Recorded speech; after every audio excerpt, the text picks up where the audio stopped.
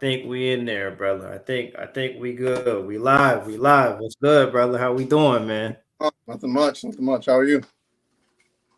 Man, just chilling, brother. Chilling, man. Trying to survive out here, bro. You know what I'm saying? That's Yeah, all we could do out here, brother. I straight up. mean, waiting on D Smith to come through, man. Right off the top, bro. What's been catching your eye out there, man? Anything out there in the ether that's catching your attention right now, man? Shows or movies. I mean, damn. Talk about deflating anticipation. Ant Man Man, has completely made me rethink what everything. have you Like seen it? I've seen it. All right, let me get your cliff notes, man. Let me get Um, your cliff notes. I, is it studio interference? Uh, I just don't know what they would have changed. Um, I don't know, bro. They blew it. They They blew blew it. it. They blew it. Loki's gonna have to do some heavy lifting. Um, Hmm. cause that was a big. It's gonna dampen it for sure. Yeah, and there were plenty of opportunities to fix it, to correct the ship, but they continued down this path. Really cool concepts in there. I'm like, okay, you guys y'all ain't gonna turn this shit around. Yeah, there's plenty of opportunities to get back on the They highway. You know just what I'm and saying? they just went full steam They ahead, just went bro. full steam with what they had. I was like, damn, like what's going on at Marvel? Man, we got a comment from Orion. Orion says Jake Paul Yeah, lost. I heard. I haven't seen Hey, the highlights. hey, I mean, listen, man, it's a sport, right? It's a sport. Big shout outs to Orion, man. Big What's shout up, outs to you, Orion? brother. Big shout outs. So my question for you then is like, do you feel like having okay, first off, what's the runtime on Ant-Man? Like how It's long over is two Ant-Man? hours. It's over two Okay. hours. And that's another thing.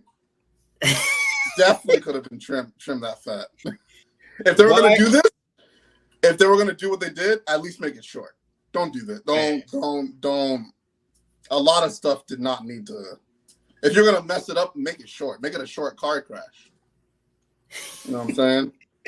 Why are you this dragging the dude. bodies along with you? You know what I'm saying? Oh shit.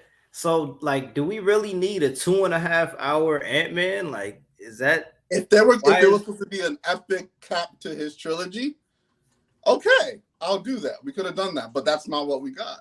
So no, we don't need a 2.5 hour Ant-Man movie. okay? So let's take a dive on this for a second. Out of everything that you saw in this movie, what did you come away enjoying with Ant-Man 3?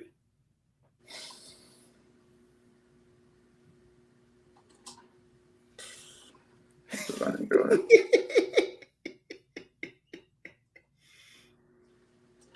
Oh shit. I want to say it's the best thing. It still wasn't like a great thing. So it's like that's why I'm conflicted. But I Mm-hmm. would say the best thing, which is probably a 6 out of a 10, was Jonathan Major's performance. That's Okay. it. That's it. I can get excited because when he gets to play in an arena with someone else of that caliber, it will be cool. Mm. But but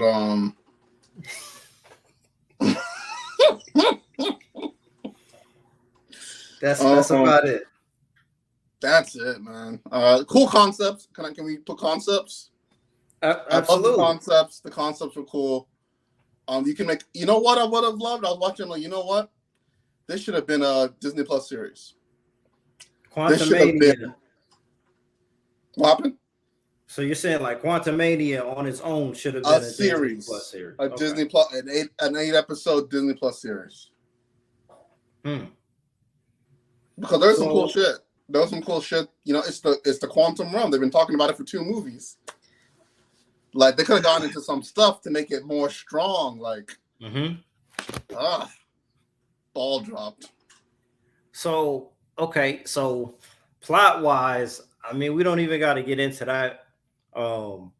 My next question about the film in particular is, okay, when you come away from that, and obviously you're disappointed, but is there anything in terms of what they've done with that character to look forward to?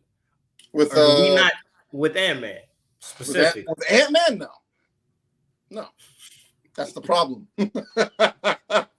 They had an out to get to personally. Well, I don't want to get into. It could have been a very good bow. On it could have been a very good bow, and they didn't. Like, so what is old ass homeboy gonna do in other movies? Why are you keeping him? So they should have offed. They should have offed him, right? Off. There's plenty of people that could have been offed. There's plenty of people to give it some stakes that could have been offed. There were plenty. You have like half the cast could have been off. The Ant-Man family. We got the extended family. But why? We didn't need that, right? Nobody really asked for that, right? Yeah. So, okay. And then moving on to some of the other stuff here. MODOK. Make that make sense. I don't understand what was going on with MODOK. I haven't seen it yet. I seen the artwork. By all accounts, it was a miss as far as building up a certain character to be revealed. And pretty big character that they used very, they used him like fucking, I don't even know, like a cameo. I mean, he's in it longer than a cameo, but his arc was, I'm like, are you kidding me? You know, when Gian was talking about Spy Kids, I'm like, it can't be that bad. I'm like, damn, this is Spy Kids. And what was the explanation? Like, what's the explanation given for how one character from a previous movie becomes this new character? Like, is there a way that they explain it to where it makes any kind of sense? Not in reference to the previous character, no. They gave the MODOK as an acronym for yeah. It's an acronym. And it just so happens that MODOK is Yellow Jacket. It just happened that way. I mean, he got crushed, I guess. He got crushed. I guess, and that could have been cool. But again, I would have subbed Dion. Yeah, what's good, brother? What's good? That could have been cool if you didn't tell us in the freaking trailer. So it's like, oh, see, I didn't see the trailer. So MODOK was in the trailer? Yeah, he's in the trailer. Oh, okay. And in the trailer, they gave it away anyways then. So you knew going into this that okay. And I think that's part of the miss. I feel like at this point they should know, like, your biggest market share know a lot of this stuff already. And I feel like the Russos and like Favreau know that, so they use that. But like, which sucks because I thought this guy directed the last 2 Ant-Man pretty good, keeping him, in his lane. But I don't know what happened here, man. I think because Kang was coming in, maybe they got in the way. But. Okay, that's possible. But I wanna. You just mentioned something here, and I kind of want to get your extended take on that. So, well, what you said in that the Russos and Favreau kept that in mind. Like, do you mean in terms of the way that the movies were marketed? Narrative-wise? Okay. The narrative of the movie. They understand when Thanos comes in Infinity War, we're gonna have to, set a precedent of what this guy can do. Take out the Hulk. You know what I'm saying? Like, you don't. It's part of the narrative. Like, Okay, he just gave Hulk the hands. Now you've set the entire bar for the rest of the series. So from the first introduction. I got you. Introduction. So marketing wise and narratively. They both know. Everyone's very jokey. MODOK's jokey. And then except him. Everyone calls him. I'm like, we know he's in the movie. Like, he's in the trailer. We know him. I'm like, we know. Like, we're an hour in and you're still saying him. Like, we get it. He's in the movie. I see what you're saying. He's in the Entertainment Weekly article. He has a whole photo shoot. So I now that makes perfect sense what you're saying now, because that comes off as being wasted. That's wasted motion. Big one. It's wasted motion for something that you already know is going to be there. Yep. Instead, at straight away, they probably could have just introduced Kang the Conqueror, opening credits, just getting busy doing some shit, right? Yep. To kind of book him as a threat, instead of spending an hour pretending that when the reveal happens, it's actually a reveal. All right. Yeah. I'm definitely tracking with you here, bro. No, 100%. It was a mess. And there are opportunities again to turn the ship into different. Okay, great. No, we're not gonna use that. All right. How about this? No. All right, you're gonna pass that too. Okay, let's like there's so much, and especially creating, you spot them like, oh, okay, this is not you're not gonna fix it. All right, maybe something else is coming. Maybe something that okay, it's over. Oh, damn. Like, I don't know how y'all want me to feel about this. And then there's a Bill Murray cameo in there. Which he seemed super tired in that. He seemed tired? That was the most phoned in tiredness. He's like, you didn't tell them about me? Oh, man. Oh, there we go. and there goes Bill Murray. There goes Bill Murray. Can't hit that. In reference to who exactly? I guess Michelle Pfeiffer's character. Okay. I don't know if he did. Maybe he did. I don't know. Maybe he didn't. That would have been compelling to explore another thing. But it was not explored. So, because when I think about Ant-Man as a trilogy, I'm going all the way back to 2015 when that movie first dropped, with the lowest expectations, because who gave a fuck about Ant-Man during that time, right?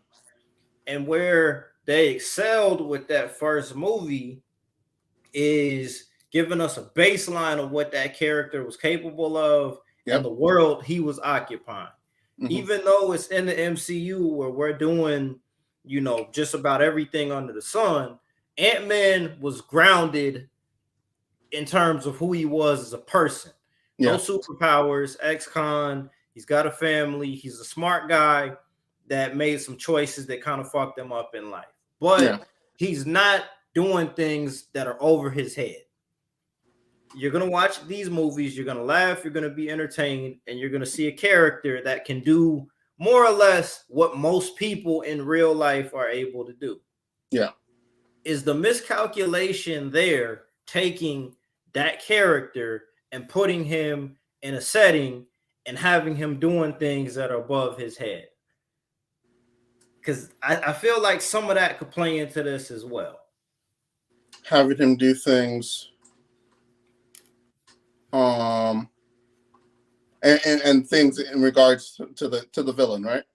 Like, absolutely, this is bigger than him, which could work, right? That could work if that was grounded and there was a foundation of that villain, outside of what nerds and the blurred community know about Kang. You grounding him like, okay, this is not a good thing for Ant-Man. Like, this is it. Curtains. That's not what happened. That's not what happened. He's a pretty normal guy. They made him pretty normal in the beginning, which I thought they were going to do something else with. Maybe some kind of empathy towards the villain, great, not explored either. I'm like, bro, what are y'all doing? What is happening? And then you look up and 2 hours has passed. And then it's right? gone. And then it's gone. But I like that. That could have worked. The guy that is out of his league. Like, that's the whole thing, right? The guy even maybe he said the line, you're out of your league. But you didn't set up anything thematically that would matter. You just said a line. That doesn't matter to me. You're out of your league. A bitch could have said that and would have been the same shit. It doesn't mean anything because he didn't set up anything for that. It's just a line. It's like someone was in the studio. He has to say you're out of your league. And it's like, you're out of your league. He's been doing pretty well so far. I don't know why you say thematically that makes sense. Right. He's out of his league. Now he's out of his league, right? I'm out of my league. I've been here for 2 hours and like pretty much been doing just fine until you showed up. now I'm out of my league. So rough, man. It's rough. So and this was a question that I had asked Donovan and D Smith when they were on the other day. I feel like okay, in terms of writing and everything there, they couldn't have done the introduction for Kang any better than they did on Loki. To me, that just was amazing. It was amazing. And how long was he actually on the show? How long was that cameo? Like, that had to be maybe what, 10, 15 minutes? The last 15 minutes of the season. And it felt like that felt Shakespearean. Like that shit felt, oh man. It was earned. So what do you think was the biggest difference between how he was presented in Loki and how he was presented in Ant-Man? Obviously, they're two different characters at this point, but what do you think was the biggest difference there? Oh, that's very easy. And they probably should have done that for Ant-Man. Kang was all speculation. We didn't know anything about Kang until it happened. There was no mention of Kang. There was zero mention of Kang. The term Kang didn't even come up. So do they call him by name? Sure do. And how long does it take for them to name him Kang the Conqueror? Oh, after they do him. Oh, sorry. They call him the Conqueror. It's a little bit of a spectrum. It's him, the one, and then the Conqueror, and then Kang. Because that's how that. Oh, my bad. I didn't catch that. he said it made too much sense for Ant-Man to go out swinging. With this. That's what I should have been. I don't know where else he's gonna fit. Where else are you gonna fit? The new Young Avengers? Like, no. What are you gonna do? Because he beat the bad guy already, man. And came away and walked away clean. Like, he's got his girl there. He's got, you know what I'm saying? He's got his OG there. He's got his mother-in-law there. He's got his daughter there. Is he the least? What's the word for that? Like, the opposite of loss. Like, he's not lost a thing in the entire MCU. Outside of time with his daughter. That's true. That's true. He kind of came away pretty clean, man. Came up pretty clean. Compared to what Spider-Man just went through? The most privileged Avenger. Yo. He's the most privileged Avenger. Yeah, bro, that's a fact. He's the most privileged Avenger. Yeah, man. You compare that to what Spider-Man went through and no Spider-Man isn't gonna need therapy till he dies. Yo, gonna be taking antidepressants until his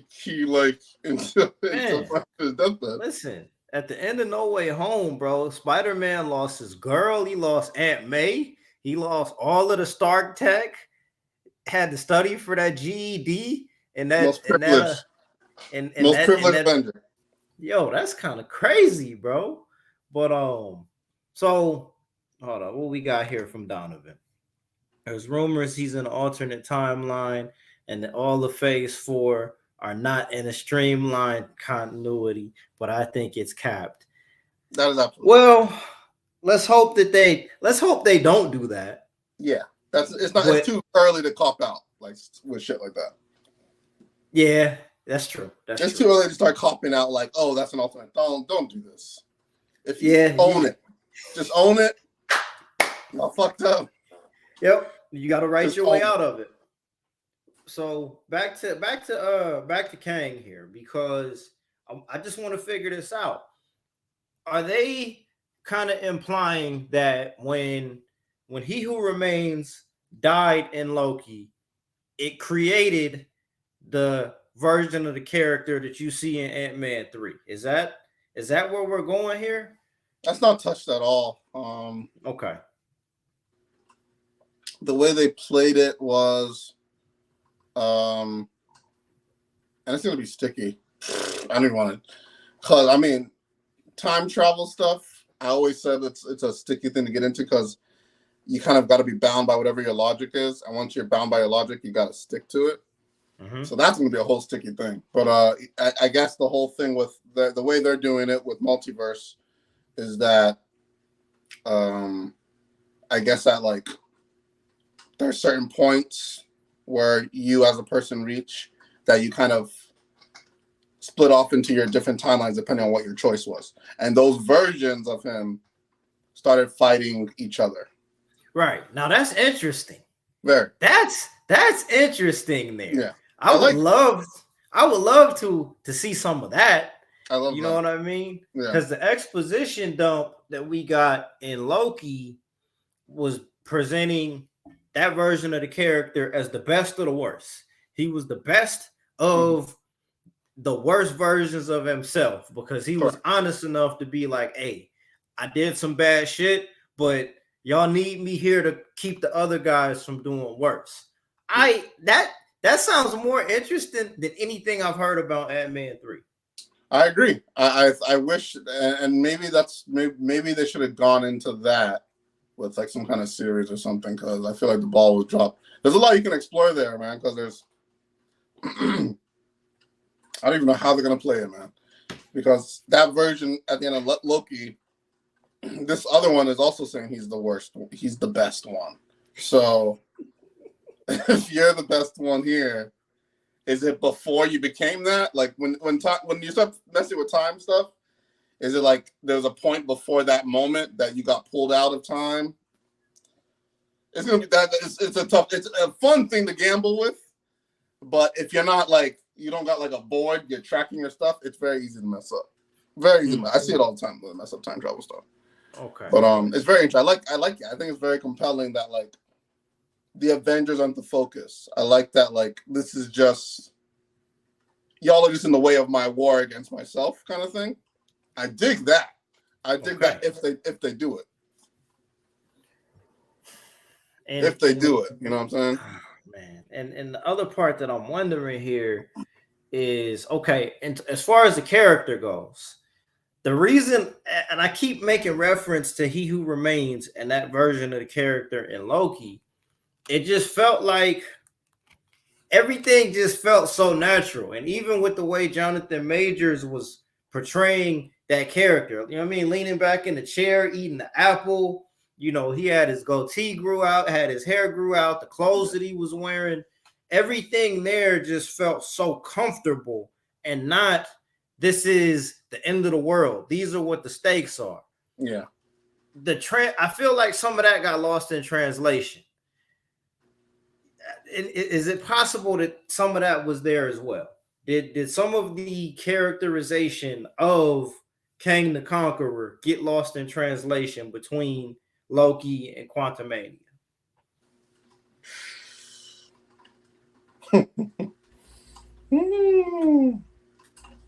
So you mean like the expectation of what we expect out of him? Right. So the audience. Right. Because on one end of it, the cop-out is that this is a different character. I feel like that's a cop-out to just make that character into whatever you want to make him now without being nuanced or without having anything that separates him from your cardboard cutout type of bad guy. Mm-hmm. You know? Because in Loki, it seemed like he was more than that. It seemed like he wasn't a cardboard cutout bad guy. But now I'm hearing Donovan tell me about, I've seen revolutions before and all of this shit like that. And, what's really being brought to the table? What's really being brought to the table that's different from, typical movie comic book villain bad guy there? It fell to that. It felt like it fell to that. It started off like, okay, this guy, his goal is not like, I want to rule the world. It felt like that in the beginning. It felt more like, I need to do this. You're in the way. Okay. Right? That's what it felt like. But when we got to like what Donovan said, it started becoming cookie cutter. I'll burn you out of time.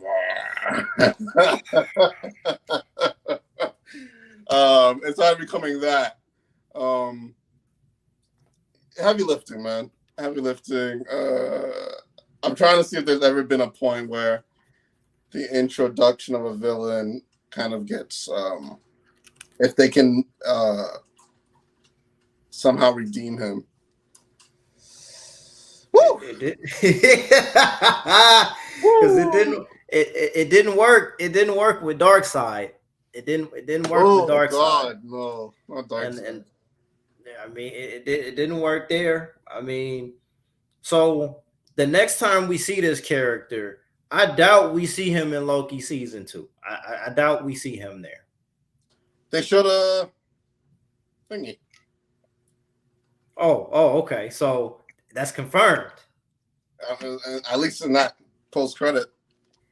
Oh, okay. Well, let's talk about that too. Okay. What is the post credit scene? Because I'm not tripping on spoilers here, bro. I'm really not tripping on spoilers. It was Loki and Sophie Wilson's character, Owen Wilson's character. Oh, okay. Mobius watching a presentation by Kang. Okay, but he's like human or something. Okay, now that's what's up. I like that. Yeah. But listen, you know what? I'll be real with you. Hold on, man. Donovan in here. He said, we'll do it the old way. Oh man, so much lost, so much potential right there, man. Wasted potential is what that was, man. For Darkseid, brother. For Darkseid. But yo, that was the hardest part of that fucking movie right there, bro. But anyway, we already talked about the Snyder Cut. But I'll be real with you, bro. The MCU needs Loki. Everybody really needs Loki, bro. Oh man, seriously, bro. Yeah. The entire umbrella of the Marvel Cinematic Universe needs Loki, bro. Because I mean, Thor got exposed last year, badly exposed really last year. Without Loki to kind of, I don't know, not even tie things together, but just being such a good character that we can trust to be a good character. I need Loki season 2 to drop at midnight tonight, bro. Yeah, we need that. We need that. Serious. Because man, it's looking kind of bad out here. But I don't know how this passed test screenings. I mean, I think that because it's kind of we're at a stage in the game right now where they still are living off of goodwill. They still have that cachet of good faith built up with us as the audience because of how well they did everything before. You know, when Black Widow comes out and when Black Widow comes out amidst a worldwide pandemic, we're willing to chalk that up and say, all right, they did this for the character. It's over. We're never going to see that character again. Blah, blah, blah. On to what comes next. We get through phase 1 of the TV MCU with Falcon and Winter Soldier, which was really good. We get through WandaVision, which was controversial, but also really good. And we Yeah. get through Loki, which was arguably the best TV Update show that. that came out of all of that. Easy. I didn't see Hawkeye. Have you seen Hawkeye? I saw Hawkeye. Okay. It was good fun. It was kind of Ant-Man's kind of stakes. Yeah, it was good fun. Nothing crazy. The twist was, kind of new. Nothing crazy. It was good fun. It was good fun. They used it to introduce Widow's replacement and Hawkeye's replacement. So okay, cool. And Kingpin as well, right? Yeah, Kingpin was in there too. All right, we get to She-Hulk. Man, She-Hulk could be viewed as a tip. And I skipped over Miss Marvel as well because I haven't seen Miss Marvel. I haven't seen Skipped over that. I mean, I guess in Miss Marvel, they revealed mutants exist in the MCU, all of that good stuff. You said you haven't seen She-Hulk? I've not seen She-Hulk. I'm probably going to watch that next. Okay. Every time when I want to watch something old, something new comes out. I got you. Well, I'm going to say this to you here, Charles, as, okay, with you being somebody who's a fan of writing and like you like paying attention to things, I think you're going to enjoy the dialogue of She-Hulk more than anything else. I think you're going to enjoy that. I can't say She-Hulk was the worst thing ever. It was entertaining. I watched it. It was something me and my wife were able to watch and enjoy. Nice. So the wife will like it. But overall, it was good entertainment. It was good entertainment.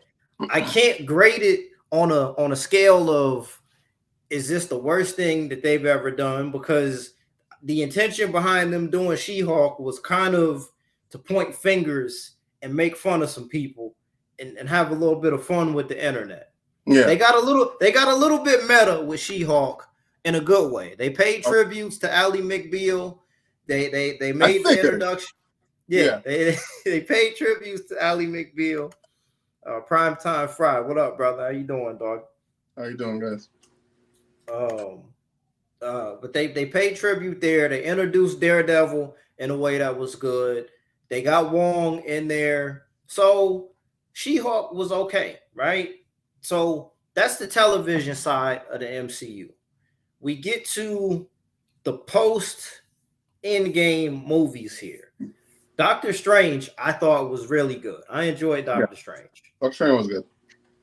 No Way Home. What can really be said about No Way Home that hasn't already been said? Been said, right? Okay. And that Wakanda Forever was great. Excellent movie.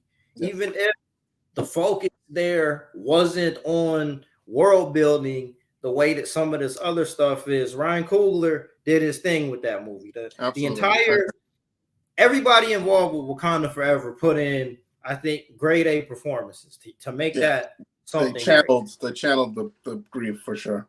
Yep. And made something that I think is going to age relatively well. Yeah. And then we get Ant-Man.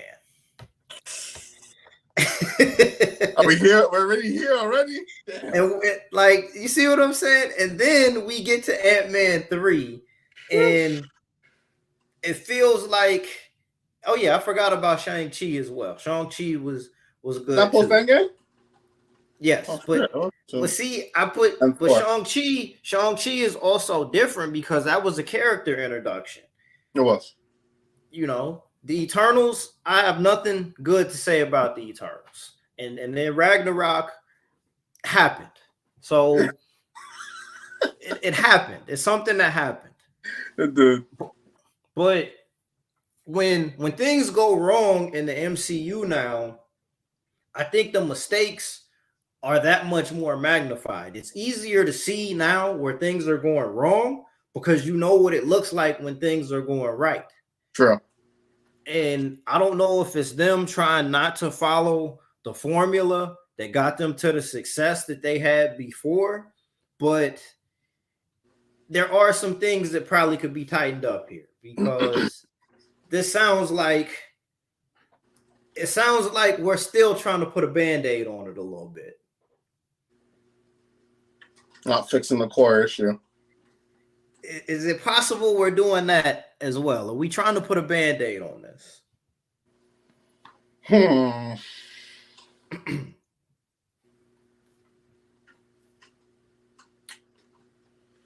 mean,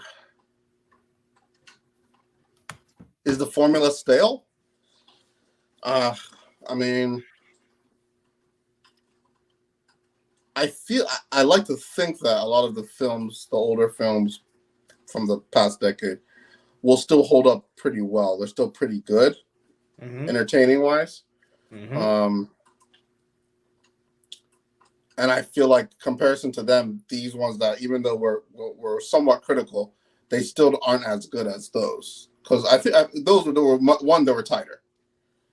The older films were definitely tighter. And it feels like that part, the editing part, has suffered the most, probably.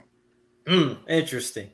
That's it interesting. Feels like the editing part's fallen the most. If anything, the editing, like keeping these a little bit tighter, that part has seemed to have fallen off, and I wonder if it's intentional. Because they're longer. That's without a doubt. The movies are all long. Okay. So you bringing up a good point here, man, because I'm going back to Ragnarok here. I'm going back to certain parts of that movie that just felt like, why am I even looking at this right now? Yeah. Not Ragnarok, but Love and Thunder. Excuse me. Love and Thunder. Can't even remember the movie. Damn. Yeah. Damn. It's just like there are certain parts of it that I'm looking at and I'm thinking, why am I looking at this here? Why is this a part of the final cut now? Is it a situation where maybe some egos are at play where they weren't at play before? Is that possible? I think it's very possible. Hold on. Donovan got something to say here. Filming your whole movie in a bubble doesn't make it look great visually either. Okay. Is that in reference to which movie is that in reference to, Donovan? Talk to me in the comments. I'm interested to know what that's in reference to, because I think all of Quantumania is green screen, pretty much, right? Yeah. Okay. All right. But yeah, is it possible there are some egos that are in play there that weren't in play previous to that as well? In the beginning, I could definitely see that. Yeah, I could definitely see that. It's something that's definitely in this new society we're in. It's something that's definitely more tolerated. Okay. Than just doing what serviced the story properly. Okay. Because man, and this is my next thing here. That's a good point. Yeah, man. It definitely felt like, I would argue that he didn't have the most screen time.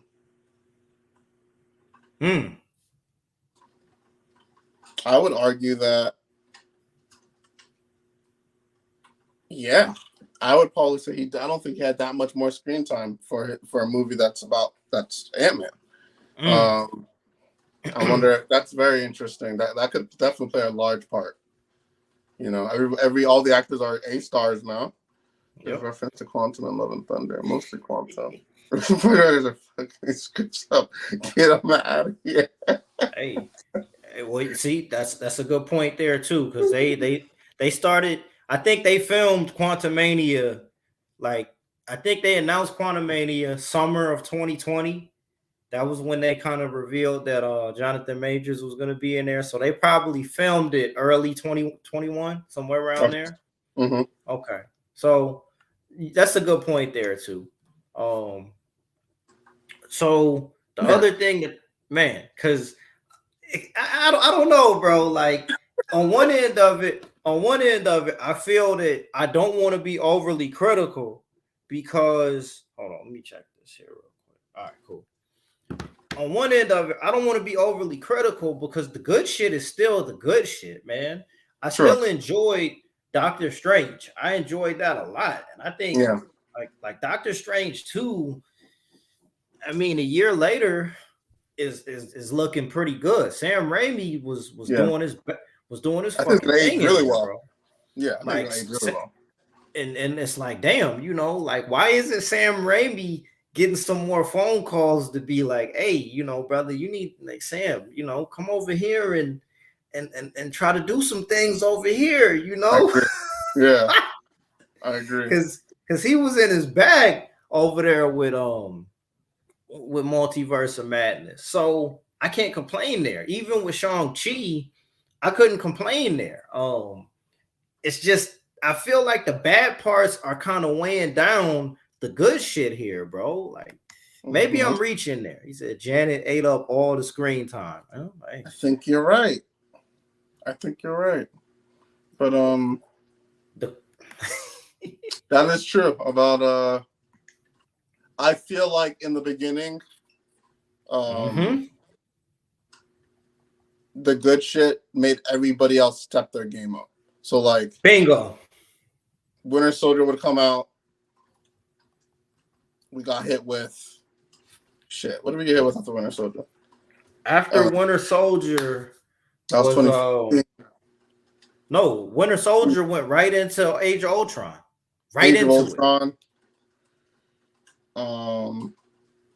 After Age of Ultron, yeah, I feel like there was a sense of everything kind of like stepping up that we're not. It doesn't feel that way anymore. It doesn't feel like, and it kind of also made you think of the like making sure you don't miss one of these movies because you felt like it was just gonna get better. It was just gonna get better, and that has not happened since.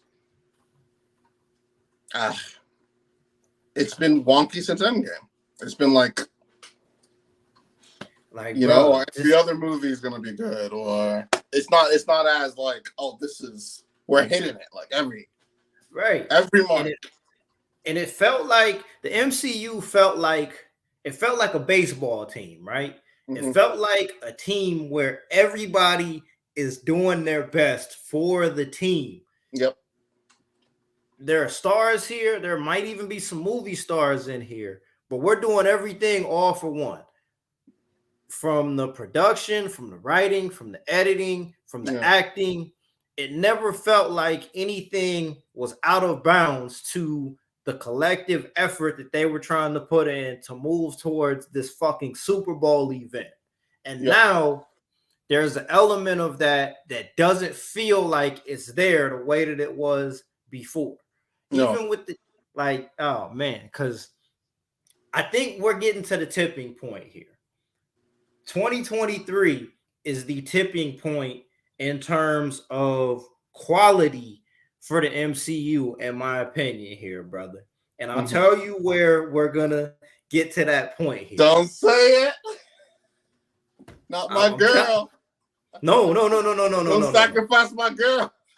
No. Nah. That ain't that. Nah. What I was gonna say, what I was gonna say, brother. What I was gonna say is Guardians 3. To me, and this is why Guardians of the Galaxy 3 is gonna be that tipping point for critical and audience acclaim for two reasons here. First reason, we got the big gun, aka James Gunn. This is his parting shot. Yep. He's on his way out of here after Guardians of the Galaxy 3. To me, other than maybe Ryan Coogler, James Gunn, before Sam Raimi, obviously, was the director that had the most cachet that came into the MCU to put his spin on what it was that they were trying to do there. That was a big fucking deal. He put up a colossal effort with those first two Guardians of the Galaxy movies to establish the cosmic side of the MCU here. If Guardians of the Galaxy 3 is not, if it doesn't restore the feeling, that we had during phase 1, that's when we're going to get people jumping ship and trying to look forward to what he might be doing across the street. Guardians 3 has to end things on a high note for James Gunn, but it also has to restore the feeling in terms of the way that we feel about the MCU, bro. There's big stakes going into Guardians 3. They're going to make money. That has to be one that sticks the landing. They cannot drop the ball on Guardians 3 in terms of what we are expecting from a movie connected to the MCU. If they fuck that up, it's going to get dark out here, bro. It is. It's going to get dark because you got Guardians 3. I mean, I'm going to say James Gunn is an ace. He was an ace, and he played his part. He stayed in his lane under Kevin Feige, and Disney did him dirty. So they brought him back. I'm very interested to see how that goes, man. I want to see it tonight. I want that movie to come out tonight based off of that there, because I need that to. They need that to be a W, bro. And I think he's gonna do business on the way out, man. That's that for me. I think that's the tipping point. All right, hold on. What we got here? No reshoots yet for Guardians 3. Captain Marvel 2 is back. Let my girl eat. Come on. Yeah, man. Come on, man. Like, come on, brother. Like, that ain't right, man. Or, hold on, bro. I'm just about to shoot. I'm about to shoot D Smith this link right now. But because I mean, he said Captain Marvel 2 is backpedaling right now. That's what we doing out here, Donovan. That's what we doing, brother. Shit, I mean, they just let Brie die out in that one and pass it on to Monica. Because even with that, oh man, there's a part of me that kind of wishes they weren't doing it, man. I kind of wish that they weren't doing it. I wish that they didn't feel obligated to make another Captain Marvel, because there's nothing they can do there. They're fighting a losing battle there in terms of satisfying the internet. It can make money. It can even have critical acclaim, but it's not gonna make the Marksman feel any better about the direction of the MCU, right? Anyway, fuck the Marksman. Fuck them. All right, they putting more action and Monica Rambeau. They know they can't leave it as is. That's true. I agree with that. I agree with that. There we go. What up?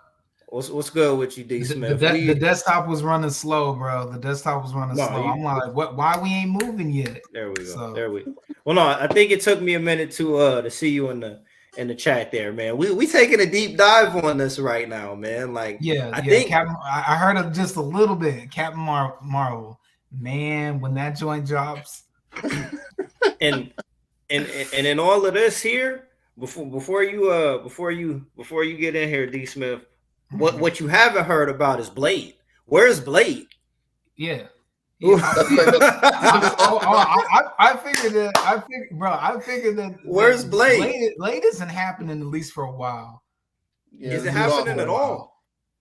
Damn. I wouldn't be surprised if it did get scrapped, but because Disney is talking about cutting back, which I don't understand why them out of all the studios are saying cut back when they made $7 billion, $5 billion, like damn near back to back. But anyway, they're talking about cutting back on content, so Blade might be on the chopping block, as you would say. Hold on. Filming next one. Okay. Insider knowledge right there. Okay, we talking about Blade, right? They putting him back on track. All right, cool. Respect, Donovan. Thank you, brother. Because I was worried. It was getting a little shaky out here, man. It was getting a little bit shaky out here because I hadn't heard anything about it, right?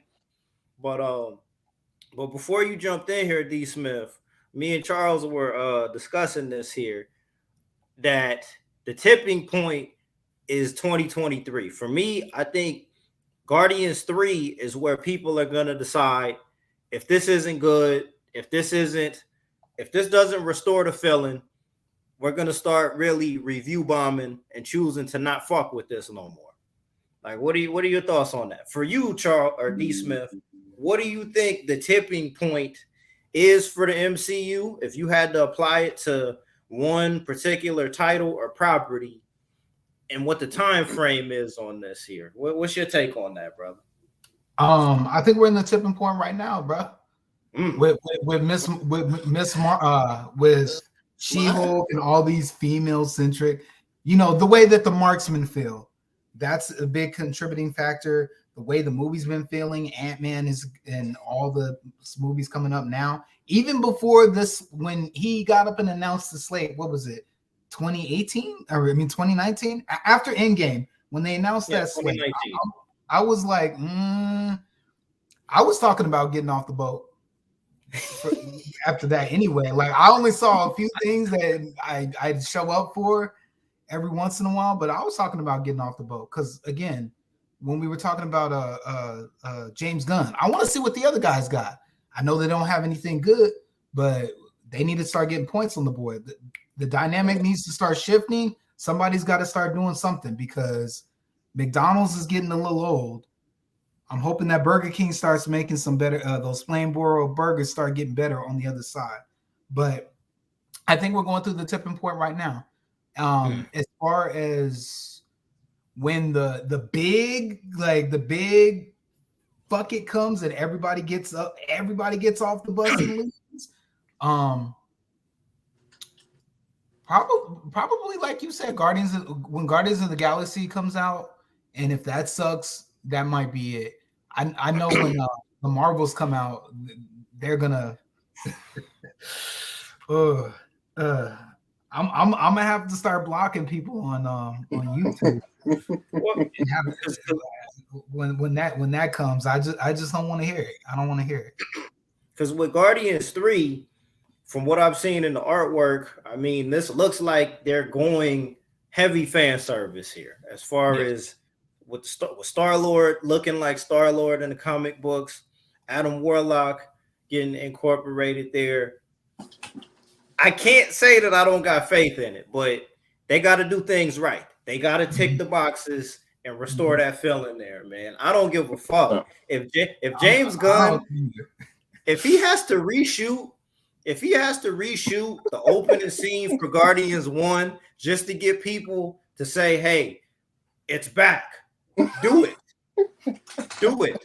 Use the same soundtrack, all of that. Tell Batista to hit the weights, all of that, because y'all need a W. Like, they need a W. And I mean, even think about it like this. Like, you hear Dave Batista come out and say, I'm relieved that I'm never going to have to do this again. Mm-hmm. You know what I'm saying? What is it? I'm happy that we're done. I'm glad to be done with this. So that means Drax is out of there. Drax is getting bodied, bro. Well, I knew that after he said that he was done, like before they even started shooting 3, I knew, well, Drax is gonna die. He's gonna die because he's not coming back. And I think he meaned it when he said, I'm not coming back, which we know he isn't now. So. All right. So moving. All right. Any last thoughts on this here, Charles, on the current direction of the MCU? Because I got some questions for D. Smith here about cocaine. No, we gotta just watch it. Just sit back and watch. Yeah. Hey, I'm gonna be on another boat eating popcorn with my feet kicked up, eating popcorn. Just be like, wow, look at all the fireworks over there. Oh man, glad I ain't on that boat. Sit back and watch. Seriously. Yeah, Guardians. The only thing I hope, let me say this before we change the topic. The only thing I really hope good things will happen is Daredevil and maybe the rebirth of the Defenders without Iron Fist. Damn, but we added we'll see. The Iron Fist disclaimer. Hey, man, Mike, switch him out with a Shang-Chi. Switch him out with Shang-Chi. Nobody would care. They got plans for Shang-Chi, man. They do, and I know that would be a down step, but hey, I like the idea of the Defenders, even though the comic book versions suck. I love the forgot her name, but the chick in it and Iron Fist. I would have loved her to take over the mantle. Yeah. Oh god, yeah, that was amazing. Oh, that would have been better. Yeah. Oh well. Anyway, what you got for me? Woulda, coulda, shoulda. Right, right. This is gonna be an interesting year here, brother. But D Smith, talk to me about Cocaine Bear, man. Let's go. It's advertised of what it is, bro. It's a bear on cocaine eating motherfuckers. Cocaine Bear is a bear on cocaine eating motherfuckers. Oh man. Okay. It was good. Yeah. It was really good. It like I said, it felt like a creature feature. What is that? Grace said it was Anaconda, like Anaconda, which was actually a very. I haven't seen Anaconda in a while, but from memory, it was pretty. Even the music they used that old like sinister music when some shit was about to happen, like someone was about to get eaten or some panic shit was about to happen. But yeah, it with some comedy in it. It had a little bit of comedy. A little bit of comedy? No, quite a bit, bro. Quite a bit. But I there was stuff to laugh at, but I was more. It still felt like a monster movie more than it did a comedy. Okay. It stopped to. I feel like it should have had more jokes in it and more comedy in it, but for what it was, it was good. It was good. Well, So what keeps a movie like that? What keeps a movie like that from just being completely terrible? Like, because Elizabeth Banks was the director of the movie. Yes, she was. I seen her kind of talk about what it was she was doing on set, and she mentioned she felt like Cocaine Bear was combining two genres. She felt like it was combining the horror genre with the comedy genre. What keeps something like this from just suspending your disbelief and having you in the theater like, man, this is some bullshit. Like, why am I here right now? Because there's a fine line, right? Yeah. It comes down to advertising, bro. It comes down to Cocaine Bear. It's almost like an old wrestling. Who sets up the matches again? Vince McMahon. Promoter. Right? No. Promoter. Cocaine Bear had the best promoter and the best hype man behind him. That's all it was. The best hype man. It told you what it was, and it's all like, look, bro, you know what you're getting. That's fair. Okay. Come on down anyway. Shoot, have fun. You don't need to take this shit seriously. The dude says in the trailer, it's a bear on cocaine. Like, what other incidents where something like that would actually happen in real life? Like, none. Okay, I like that. It just says go with it, man. Just go with it, and it works. Okay. So, because I think there's something to be said about a movie that doesn't take itself too seriously, right? But this feels different, bro. It feels different. It feels like this is a movie that doesn't take itself too seriously, but still ends up being like a pretty decent flick, bro. That's what it was. It feels like a glitch in the Matrix. That's what it feels like. Because most movies that are terrible are pretty fucking terrible. Well, it helps that there isn't schlock. Okay. There is no schlock. Everyone's playing it straight enough. You know what I mean? There you go. Okay, straight enough, and things make sense where they're supposed to make sense, and they don't where they're not. You know what I mean? Like all the rules established. The only thing I found a little slocky was the last death. I guess I'll say it isn't really big spoiler because he's actually dead in real life. Ray Liotta is the last person to die. His death is a little bit more horror-based, schlocky of an end for his character, but everything else is funny and they're attacking people. But good reasons, and the movie shows good reasons why he attacks the people he attacks. Okay. So with horror movies, I think me and Donovan talked about this kind of last year, specifically like with the slasher genre, not necessarily with the supernatural side of it, but I think the reason why with a lot of horror movies, my bad, slasher flicks, you don't actually like too many of the victims in the movies. Yeah. That when you see Michael Myers doing somebody in, or you see Ghostface and Scream doing somebody in, they're not characters that you have a connection to that you like. It's like, damn, somebody just died, but I like the character that's gonna live at the end of the movie more than I like the character that just ended up dying horrifically. Are there characters in Cocaine Bear that are likable? Or is this one of those where it's like, yo, everybody sucks? I'm rooting for the bear.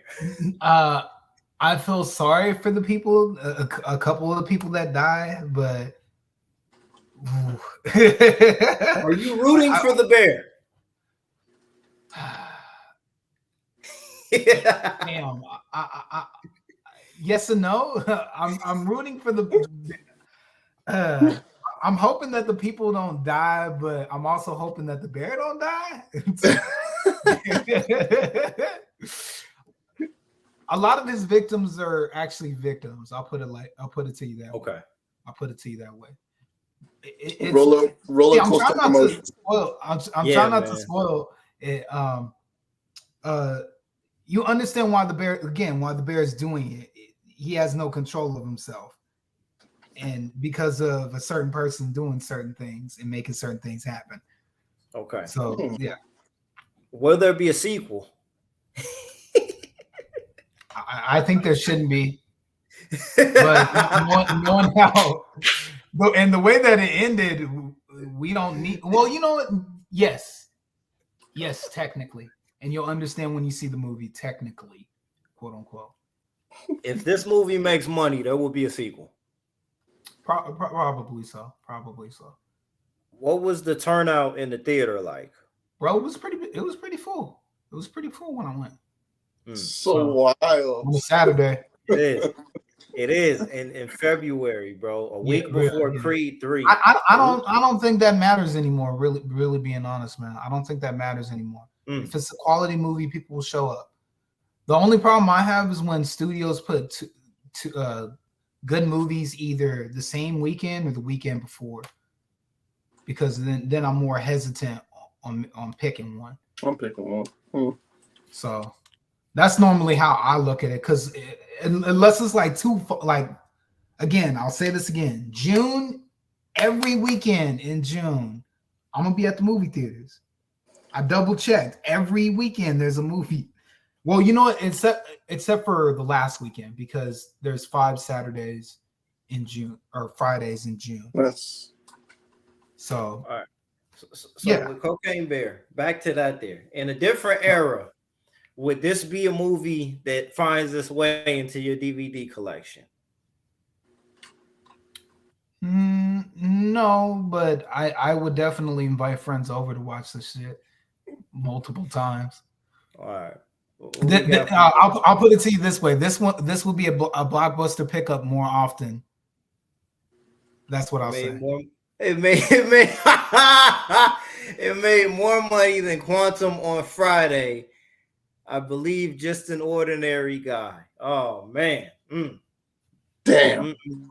Cocaine Bear is definitely getting a sequel and a spinoff show on Peacock, bro. Oh gosh.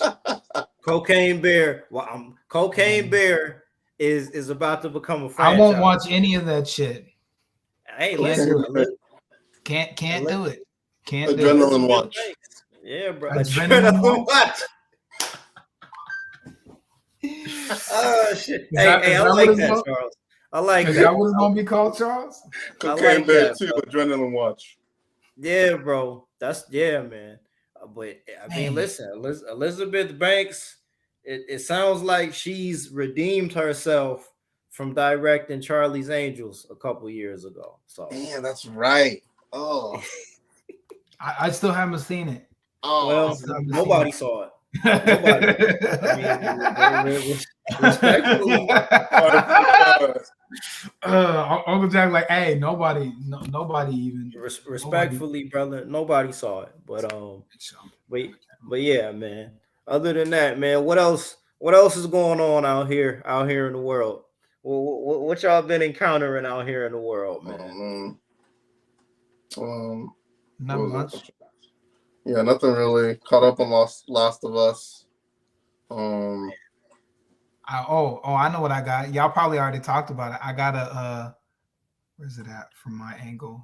I got a certain person's book. I haven't finished all of it, but I'm liking what I'm reading right now. I won't go too further into it, but I got a certain person's book. He finally got me my spy camera. Can we get some promo in there? I was the last nigga to get the spy camera. The first nigga. No. You're like the first. You're among the first. Get it. You're among the first. You're among the first. First nigga to want it, last nigga to get it. Oh man. Can we get some promo in there, Charles? Because I got questions, brother. But yeah, can we please get some promo? How you want to do that? Listen, man. Listen, I don't have the book in front of me. Where's the physical? Where do you got a physical copy? I was about to say, you got one right there, or do I need to? What the fuck? Okay, somehow. Do I need to go grab it? Oh man, Donovan, put the Kickstarter link up in the comment section, Donovan. Please do that for our good brother Charles, man. Let me go get the book because you look lost. So. I am because it's a fucking mess. It's all good, brother. It's all good. We can now we can get into some questions here about O Kingdom Come. This was okay. Creator hot seat. If we're gonna put a timestamp on from the day you came up with the idea for O Kingdom Come, all the way up until this moment we're at here, how long of a journey was this, brother? How long of a journey was this? Idea? Yes, sir. Look at my OneNote. There we go. Look at that right there. January 2018. January 2018 to now. So this is a 5 years journey here, man. A 5 years journey, bro. You know, we don't got to stay on this too long, but what I want to know, what I want to know here, man, is between the writing, between selecting the right artwork, between going back and tweaking some things, proofreading, maybe even talking to some people about it behind the scenes. What does it feel like to have a completed published work available to the public, brother? Like, what does that feel like, man? We got a shout out from Donovan here too before you answer that question, man. Quality story and art. Yo, tell Neil Gaming. Hey, Neil, come outside. He's on notice. Neil, come outside, Neil. Pull up. Shoot, feels great. No, it feels good. To make sure that we can kind of literally put our product where our mouth is. Mm-hmm. So yeah, it feels good to be able to. I love that everyone's received this one so well, because the next one's obviously building. The next one's fucking fire. The next one's crazy, because like, you know, you guys would know this if you're writing. Like, a lot of it for me, outside of story, a lot of it is restraint. So like, I want to, you know, you always feel like you want to save the world and tell everybody everything in like 2 pages, and you can't. So like, a lot of it's restraint. So like, the stuff that I had to be restrained for, I was able to let loose on in the next book. So yeah, but book 2 is crazy. So my question to you: what is the inspiration for O Kingdom Come? Great question, man. I would say, man, a lot of different things, but probably the most thematically. I'd say go for the thicker pieces. And the thicker piece, yeah. I would say pieces. thematically,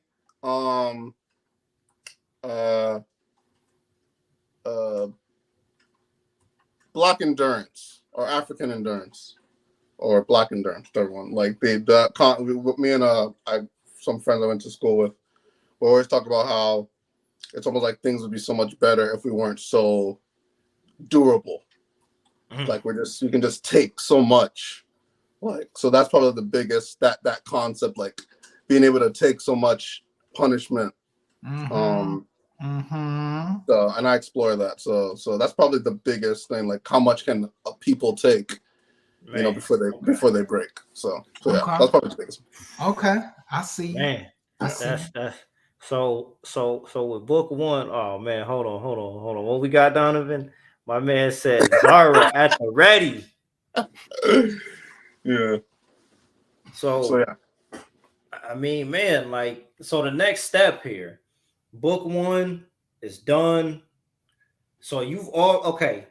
Without giving away too much here, do you have an, like, for the rest of 2023, for this year, do you have like a rollout plan for what it is that you're trying to do here with releasing some of your books here? Not dates specifically, but as far as when you want to put some things out. Oh yeah, book one I want to make available to as many distributors as possible. I have to wait to hear back on a few people before I can just go and do it myself, unless we're gonna come up with somebody's already reached out about distribution. So I gotta plan if that makes the most sense, or I go with somebody bigger or something like that. So the idea is to put it as many places as I can. I have some options because of the way it reads, the size and everything, that I can put it in like more places than just a comic. So try and get it out, and people get it out to everybody that already ordered, obviously. But my site won't be able to handle everything, so I'll need to let somebody else distribute.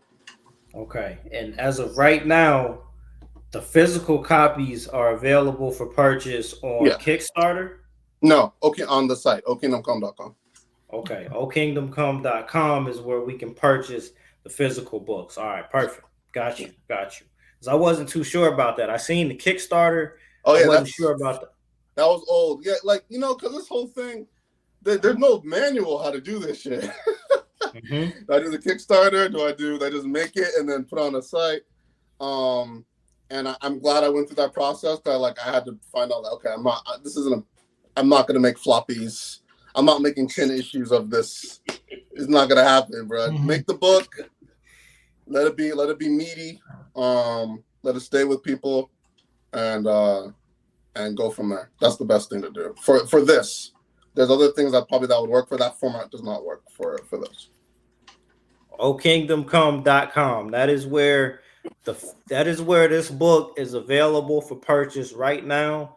Perfect, man. Next payday, I got to cop two. I got to get 2 copies, man. I got D Smith. I hope you got a copy in the plastic right now, man. Nope. I take care of my books. He takes good care of his books very well. I respect that. I mean, we got. Listen, man. The next step. I mean, look. I know the merchandise is on the way. The coffee mugs, the T-shirts, towels. Towels. You know what I'm saying? I need y'all to do T-shirts and stickers. Because your boy, I gotta know what, like, remember we're talking about chasing them sword and sorcery people around, see what they're doing, because comics was not it. So I need to go. So now I have a better idea. Like, okay, am I making cards? What am I making? So that's a better route than, the comic. Just the comic route. Yeah, I got you. Yeah, this is heavy shit right here, brother. Heavy shit right here, man. Yeah. I got a feeling, man. Me and D Smith, in a couple months here, man. We'll probably be doing a Discord exclusive review of O Kingdom Come, man. For Charles too. No. I guess if Charles want to get in on this, I know I for got sure a feeling. Donovan he wants to get in on that. I don't know if he's still here, but Donovan is definitely down for that. Sometime here real soon, man. I think we'll be doing audio review of O Kingdom Come, man. I think that's ready. I see that in the future. You know what I'm saying? I see that happening sometime soon, man. Oh, yonder. over the Yonder? Yeah, absolutely. I see that happening very soon, man. Oh, that'd This be dope. is, That'd be dope. yeah, man. Like It's this cool to is get it this from opinions that matter. Like to get like a good from like opinions that are like that know like that really matter. It's cool to get that perspective. So All right, we got the director. The director is in. So there we go. There we go. And Yeah. we this I mean it's been a while since we pulled up for the audio format. So that'll be a good time there too, man. You know what I'm saying? nice. But yeah, so yeah, You gotta read it twice. Okay, Yeah, okay. gotta read And it twice. I know what you meant when you said that too. Man. So what do y'all think about Mortal Kombat 12 getting announced this past week? Man? Is there are we still on board with gaming? Are we looking forward to are we still on board with gaming? When I saw that Street Fighter gameplay and those graphics, that made me look a little sideways, especially with that new character they added. Because I mean, Donovan and Orion kind of put out some good shit in the Discord, man. As like this is the Super Bowl of fighting games right here, man. We got Tekken, Mortal Kombat, and Street Fighter coming out in the same year, bro. That's wild. Like I'm team Mortal Kombat, man. I'm a Mortal Kombat guy, bro. I love Tekken, I love Street Fighter, but Street Fighter's looking too good for me, and I'm not a person who loves Street Fighter. I like Street Fighter, but I never loved Street Fighter. Yeah. But when I was looking at that gameplay, I was like, damn, it does look really damn good. You're right.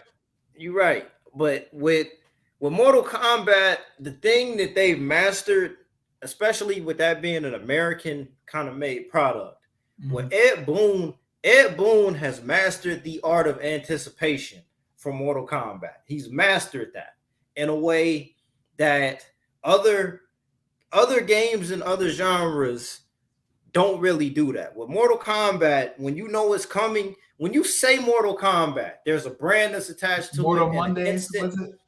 Man, listen. Wasn't that what they called it back in the day? Way back in the day. Mortal Monday. When you hear Mortal that, bro, Monday. yo, like I still remember that OG commercial, bro. Yeah, dude shouting it in the streets, and then everybody coming out. Yeah, bro. Like there's something attached to that just feels special.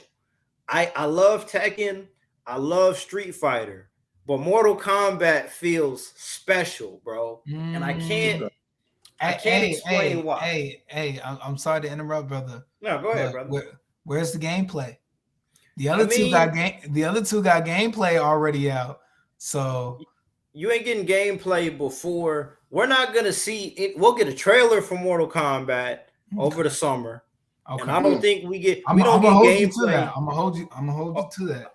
I think over the summer we'll get a trailer, but we don't get gameplay for Mortal Kombat no sooner than like September. Okay. Yep. And it's dropping holiday, right? I think fourth quarter. Yeah. Yeah. But I mean, bro, they're trying to get my money here. They want me to buy a PS5. But I can't do it, bro. I can't. Hey, I'm with you, bro. I'm with you, bro. Like I basically checked out myself. I come in and I watch a little bit, but I've checked out myself. So, but I don't know. I can't live in a world where there's a Mortal Kombat game on a console that I don't own. I can't. Like life ain't right, bro. Like it's not right. It's not right. It's not right, brother. Locked in. It doesn't feel right, man. And they're did they say it was exclusively only gonna be on the PS5? I mean, there isn't any announcement as far as consoles go, but like Donovan was saying in the Discord, I mean, they gave us Mortal Kombat 11 on PS4. They gave us Injustice 1 and 2 on PS4. They're not fucking with the PS4 like that, bro. They're gonna come out that day one edition of Mortal Kombat 12, bro. They gonna pack that shit. They they gonna pack everything in that motherfucker. That's gonna be $150 right out the gate for that day one pass, bro. And these motherfuckers is gonna be out here spending that money, bro. What we got from Donovan here? Control's gonna clean up. They forced me into a PS5. I don't think that's what happened before. I mean, Hogwarts Legacy cleared house. I heard. Yeah, they did. They did. Was it 1 billion in 2 weeks? Woo. Wait, Bro. what?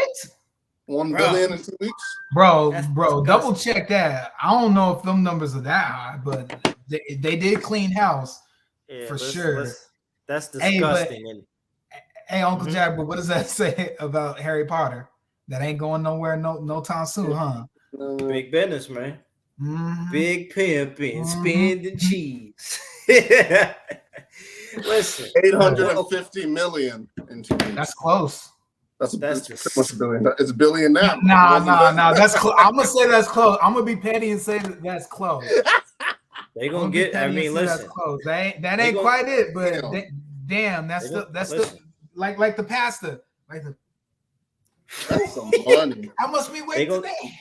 They gonna get more than that. I mean, what is Oh, they're Hogwarts well Legacy? over time. They're well over time. Those were the early bird people that paid. I still think there's a little bit of money left in the tank. I don't know anything about that game. Like, what are the details on that game, bro? It's like almost like an RPG. It's like you customize your character, and you get to. Do you get to pick what house? I think you pick what house you want to be in, and then you're just around the Harry Potter world in the castle and all that shit and exploring. That's it. Yes, bro. You're see what you old like me, and you weren't in the Harry Potter, bro. That's it. I mean, Harry Potter for a certain demographic and a certain people, Harry Potter is just His life. As big as Star Wars. Straight up. but brother, Just as big as Star Wars and all those other. Harry Potter is a really big cash cow that people sleep on. for one console, they cleaned the fuck up, bro. They cleaned the fuck up. Creative control, man. J.K. Rowling is out here wiping them tears with $100 bills right now, man, and lighting up cigars. No, she just throwing money at them to go away. Listen, whatever. Literally just like whatever I said, whatever, just go away. You remember that slide that up bills and throws them at her. Go away. You remember the slide that the Joker did in the Dark Knight off of all that money, man? You remember that? That's exactly what J.K. Rowling and she's going wee on the way now. Damn, just to add insult to it. All right, Donovan says it's a solid game. The environment looks good. Okay, he's like it. But I don't know. Like, to me, it tells me two things. And I mean, back to what you said about Harry Potter, though. Like, the first book came out what, like 99, 98. Okay. Wow. I mean, I remember bro, being in I was in school. like those books where I was at, bro. And dang, what was it? First grade. Between that and Captain Underpants, those books were always checked out from first grade to fifth grade. You had to, if you knew that book was in there, you had to go and run to catch that book. And every book was like, it was like an event. It was like having the books, not even the movies. The books were like events, especially for, I remember 5, 6, and 7. Those people were going to Barnes and Nobles at 12 o'clock at night. Barnes and Nobles at 12 o'clock for a fucking book. You know how that sounds like to us. That sounds stupid, but we damn go stand in that line for that new game, Call of Duty back in the day at 12 o'clock at night. So it again, for a certain demographic, this was like everything. Well, I mean, I could respect that, but it's just $850 million just for a walk. For a walkthrough simulator, like is that what this is, bro? Hey, bro, I don't. Hey, brother, I still don't understand TikTok. And it's huge on TikTok too. I still don't. I refuse to use TikTok. I know people who are older than me. They talk about TikTok. They're grown ass men, and I'll ask them, why are you talking to me about TikTok? D. Smith looked like he a dick at work. Right?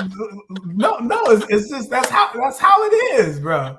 Stuff that don't work for us work for somebody else. I get it. It is confusing. So what the fuck? But at the end of the day, somebody likes something somewhere. Right. What? Oh yeah, and I need to ask you about Yellowstone, but we'll get into that a little bit. Oh yeah. Later. Oh, hold on. Oh man, see Donovan in the chat now. He said, I'll let y'all read the comment, man. Hold on. Let me get this back up here. Not everyone likes Harry Potter. Nigga, everyone likes Harry Potter.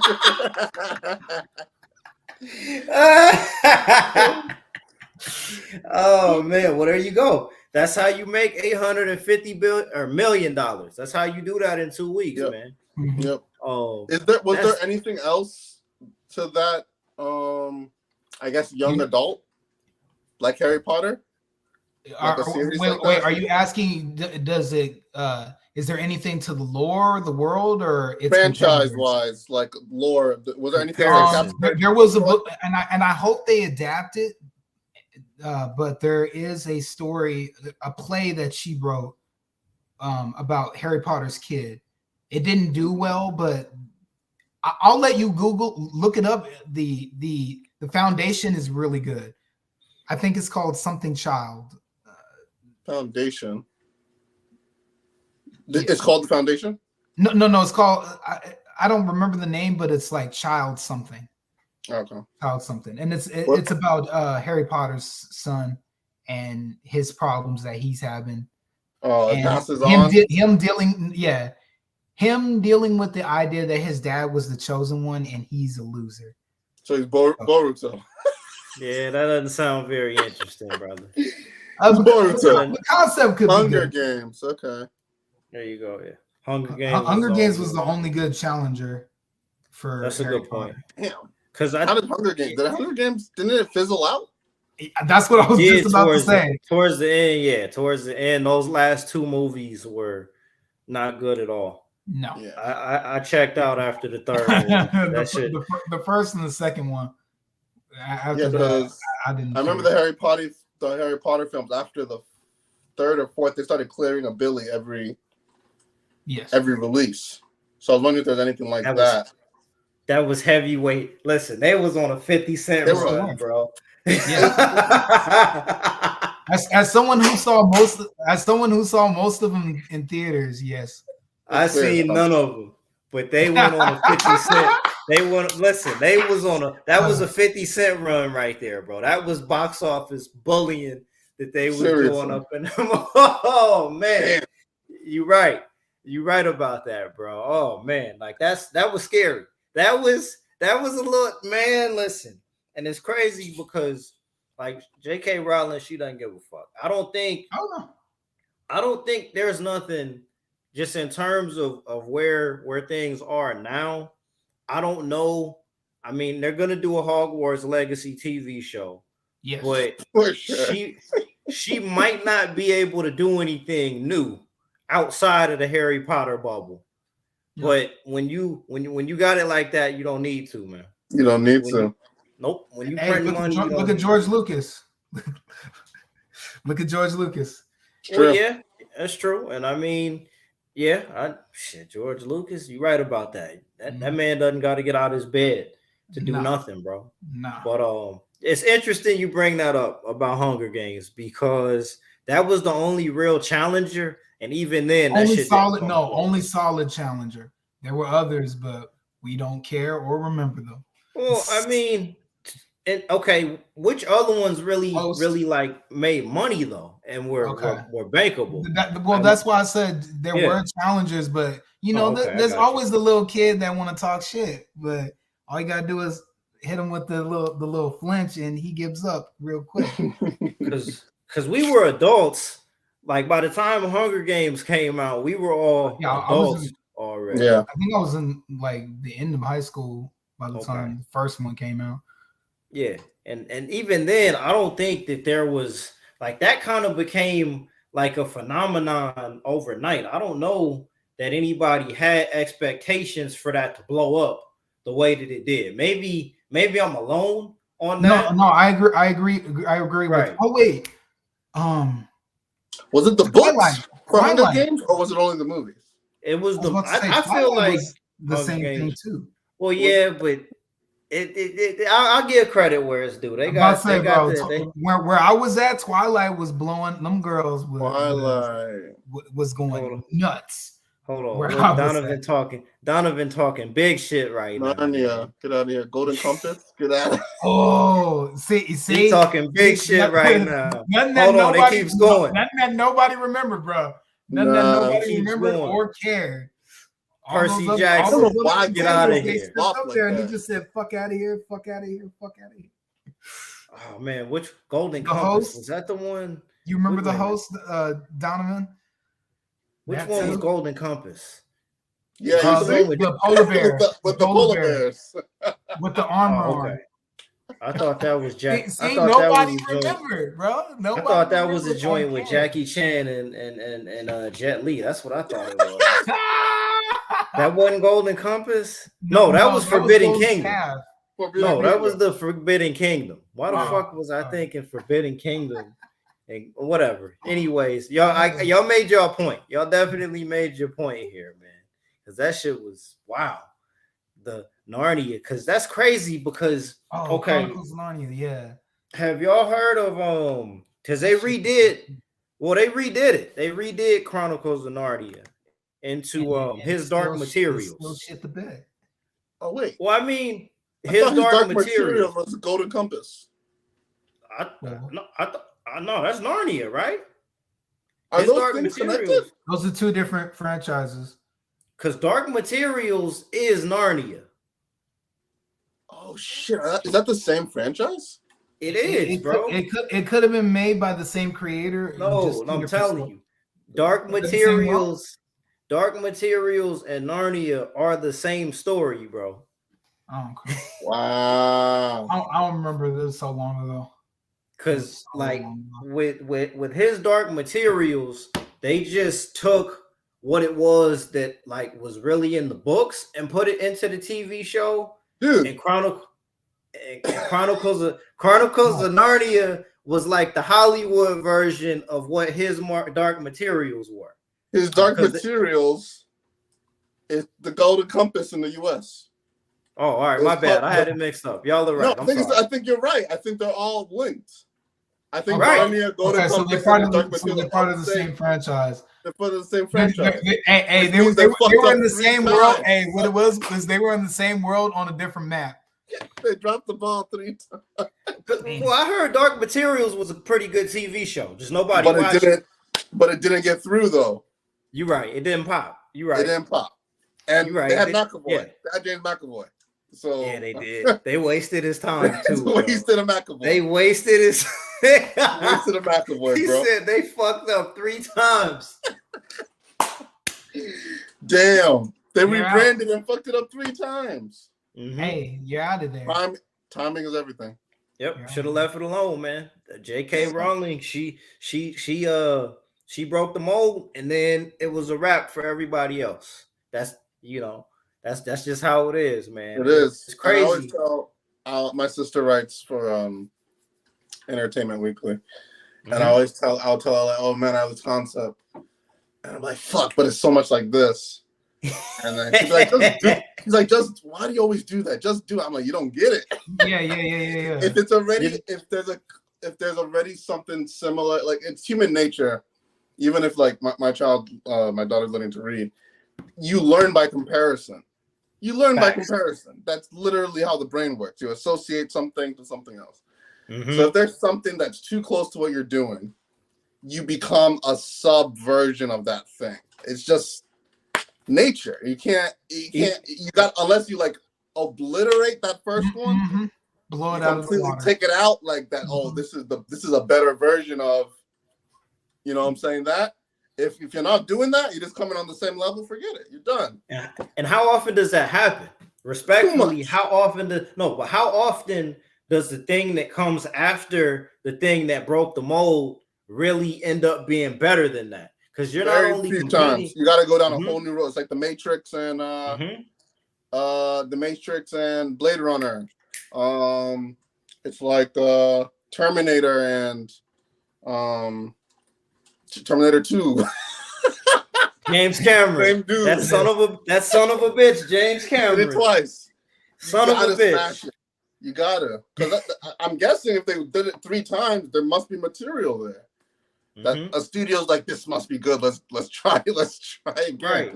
Because we failed twice when we tried to go after the Harry Potter crowd. Yeah. So let's do it again a third time and try to get the adults into it. Oh man, yeah. It's rough. And back to what Donovan was saying. I didn't mean to skip over that comment. He said that was coming out. Good luck. Insane. No, thank you. Why? No, thank you. Good luck. Good luck to somebody. Somebody gonna watch it. Which is interesting, right? D. Smith, this is a good one. What? With The Last of Us out. You know, that whole thing about breaking the mold, right? Yeah. You already know what I'm gonna say.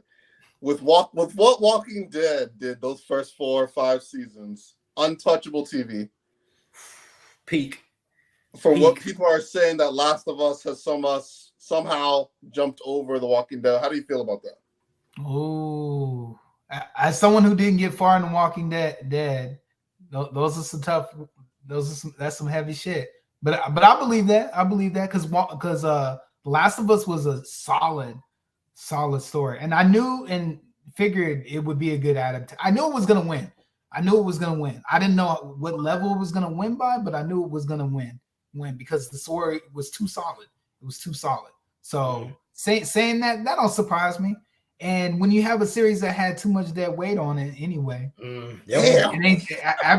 after your dead weight outlives your greatness, it's easy for someone to just stab you. Yep. Jesus. When you stay at the party too soon, somebody's gonna ask you to leave. When you've stayed at the party too soon, you don't ever want to get that tap on the shoulder and somebody telling you, "Hey, bro, it's you know what I mean. We just did last call. It's 1:45. Bar closes at 2:00. You got to figure some shit out right now, brother." Damn. This is what. Y'all don't think it's too early to give The Last of Us that? It might be. I might be, but hey. But this is what I'm gonna say about that though.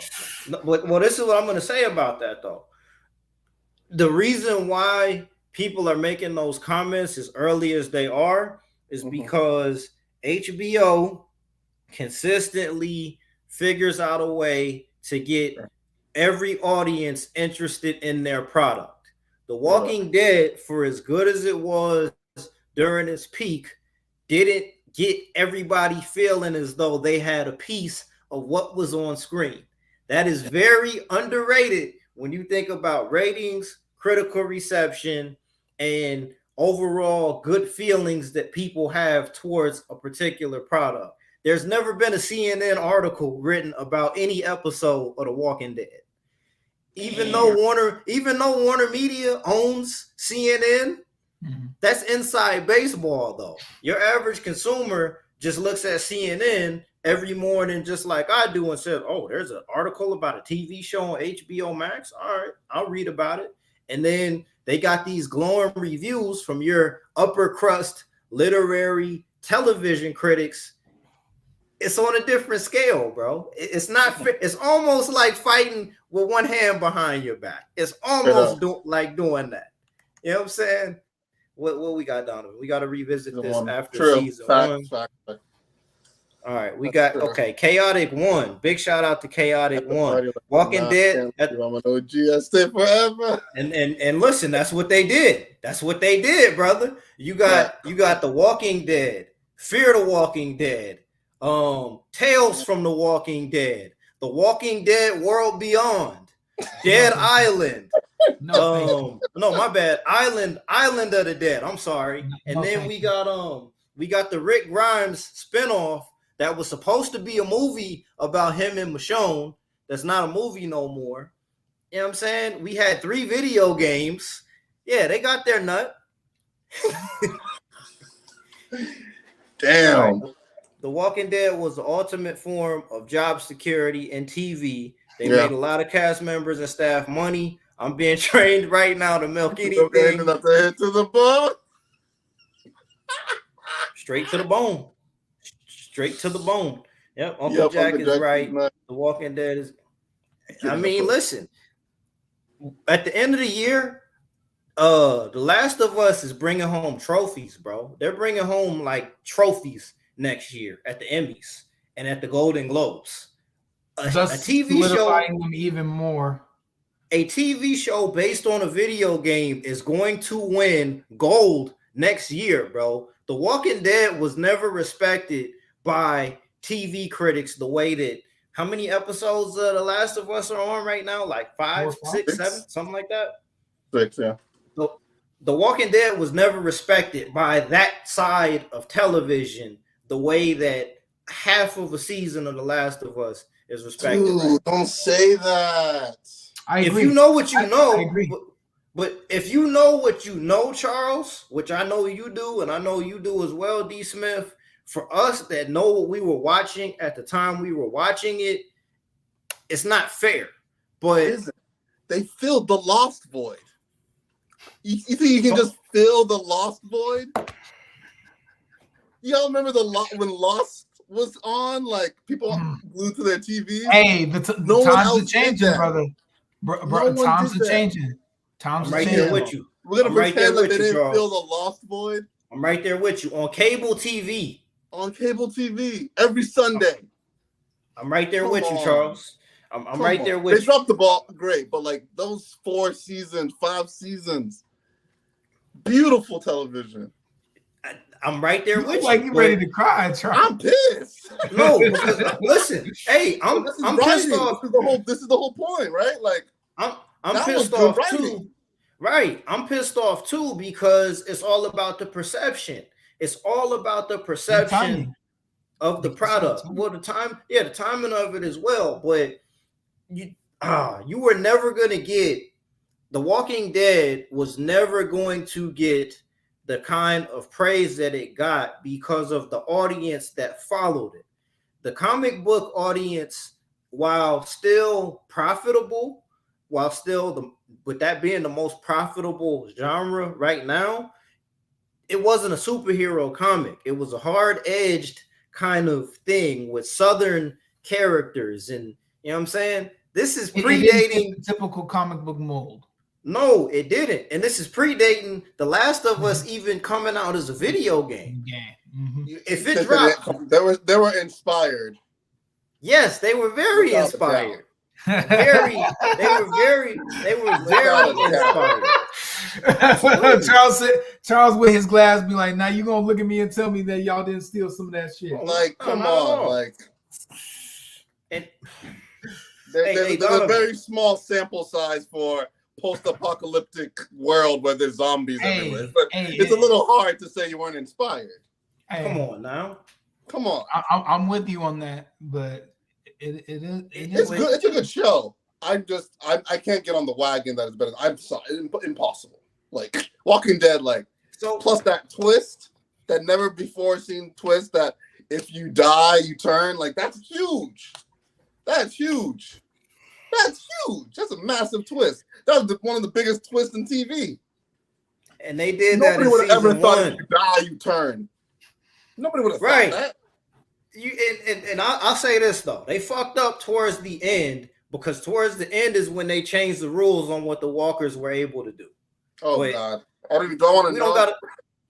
We don't got to talk about that right now. We don't got to talk about that right now. Hold on, what we got here? See what we got here, Donovan. Damn near to bury. Yep. Can't say one. Okay, I agree with you, brother. I can't say. For those who are uninitiated, they're not tracking the way that we're tracking, bro. More hype than Marvel. What? Damn. Hey, Puss in Boots made a lot of money, bro. They made a lot of money, man. They made money too. But it did. Puss in Boots made a lot of money, but we'll address that in a second, K. Yeah, I'm about to say I kind of have something to say about that in a minute, but go. But I listen. For those of us who are initiated, we know what we know about The Walking Dead, bro. Like, you know what I mean? Rick and Michonne were like the top interracial couple on TV. They had the title, bro. Unopposed. Yeah. Unopposed. Umar Johnson would give his seal of approval to Michonne and Rick, bro. Like that wasn't forced. None of that. When it happened, it was like, you know what? Damn, that actually kind of makes sense. Sister man. Michonne, like, Brother Rick, it's a different time. That's a different time. Like, you know listen, we was really over here, like, damn, all right, Rick, all right. You know what I'm All saying? right, Rick, you got it. You know what I'm saying? In Atlanta. Like, yes. You know, your wife. Atlanta. Yeah, your wife cheated on you and had this other guy's kid. Like, hey. you know, you do for some good karma. But Charles, welcome to the cookout. Look, Rick gets Rick Grimes might be the only cultural invite to the cookout that I'm Bucky, giving, you bro. still stay there. Oh, damn. Yeah, but yeah, Buck, Bucky, you gotta earn your way in here. But I'm with you on that, bro. They kind of playing The Walking Dead to the side, but they really are. But same comparison here, right? Remember when Watchmen came out? Like what? A month after The Boys, or 2 months after The Boys? Wow, you're right. You see what I'm saying? Remember when Watchmen came out and Twitter and the internet broke that first night because, you know, oh my God, I've never seen anything on television like this before. The Black Wall Street. All of a sudden, we all hate white people now because HBO.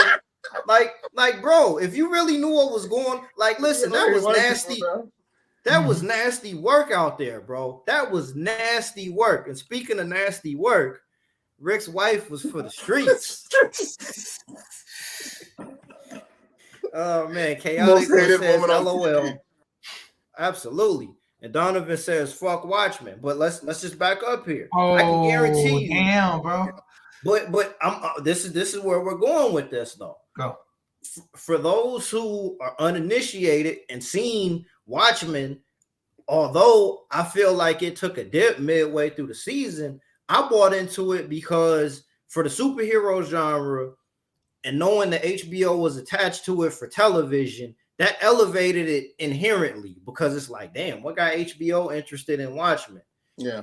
You were so caught up in that even though The Boys proved to be a better show long term, you looked at them as not being on the same scale because one of them has a brand attached to it that's consistent, and the other one is on Amazon Prime and appeals to a primarily male demographic.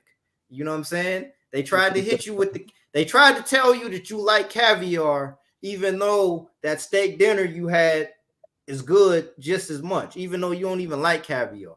Like, they doing the same shit out here, bro. I know, crazy. They running the same playbook out here, Charles. They doing it, brother. Same playbook, man. That's a good point. I never even thought of that. Glad Regina, but the show has not aged well. It hasn't. But that show cleaned up when it was award season. They cleaned up, bro. They cleaned the fuck up. And The Last of Us is bringing home trophies next year, bro. They are bringing home trophies next year. And that's huge for a TV show that's based on a video game. Huge. That is huge. It's going to open up some doors. Absolutely. D. Smith, you said you had something to say, brother. My bad. No. You're good. And I was kind of with Donovan. Well, he's in the chat, so maybe he'll say something. With the success of Cocaine Bear and movies like 80 for Brady? Do you think this is going to be a good year for smaller movies?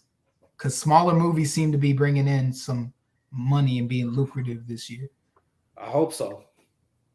Because that's what I'm thinking. I think we're going to get a return with smaller movies, or not so big budget movies.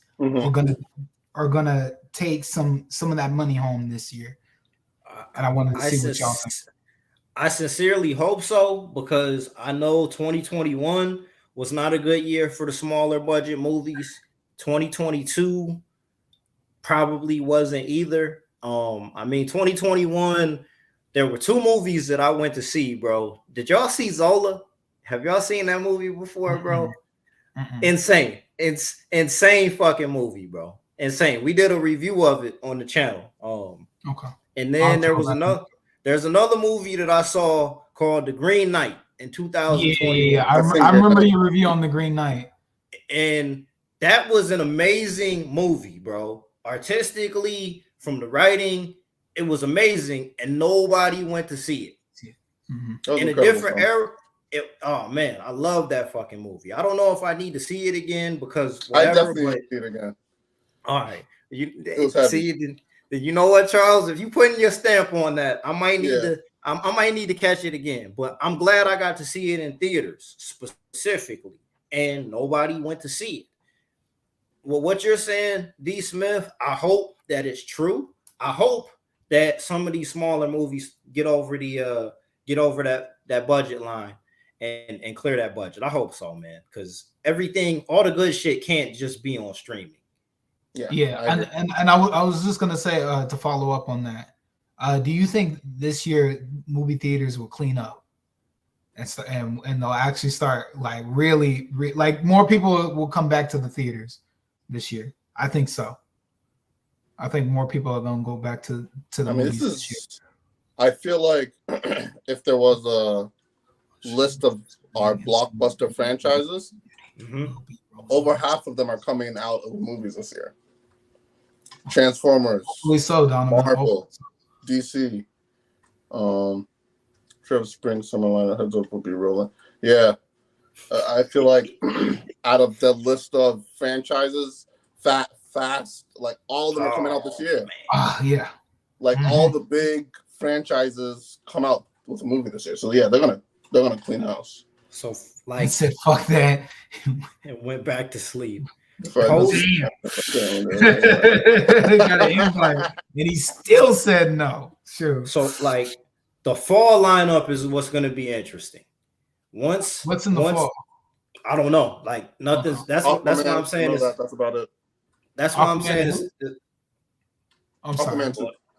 And what else? I mean, other than that, that sounds like I ain't going to the movies in the winter. Well, some of those will get rolled out, but the post blockbuster season, once kids are back in school, once things start slow down a little bit, that's when it's going to be interesting for some of the smaller budget movies to see if people can get into the theaters, because there is no Avatar 2 that's dropping during the holidays this year. There's no Wakanda Forever that's dropping in November. I mean, shit, this year probably would have been a good year for Black Adam, believe it or not.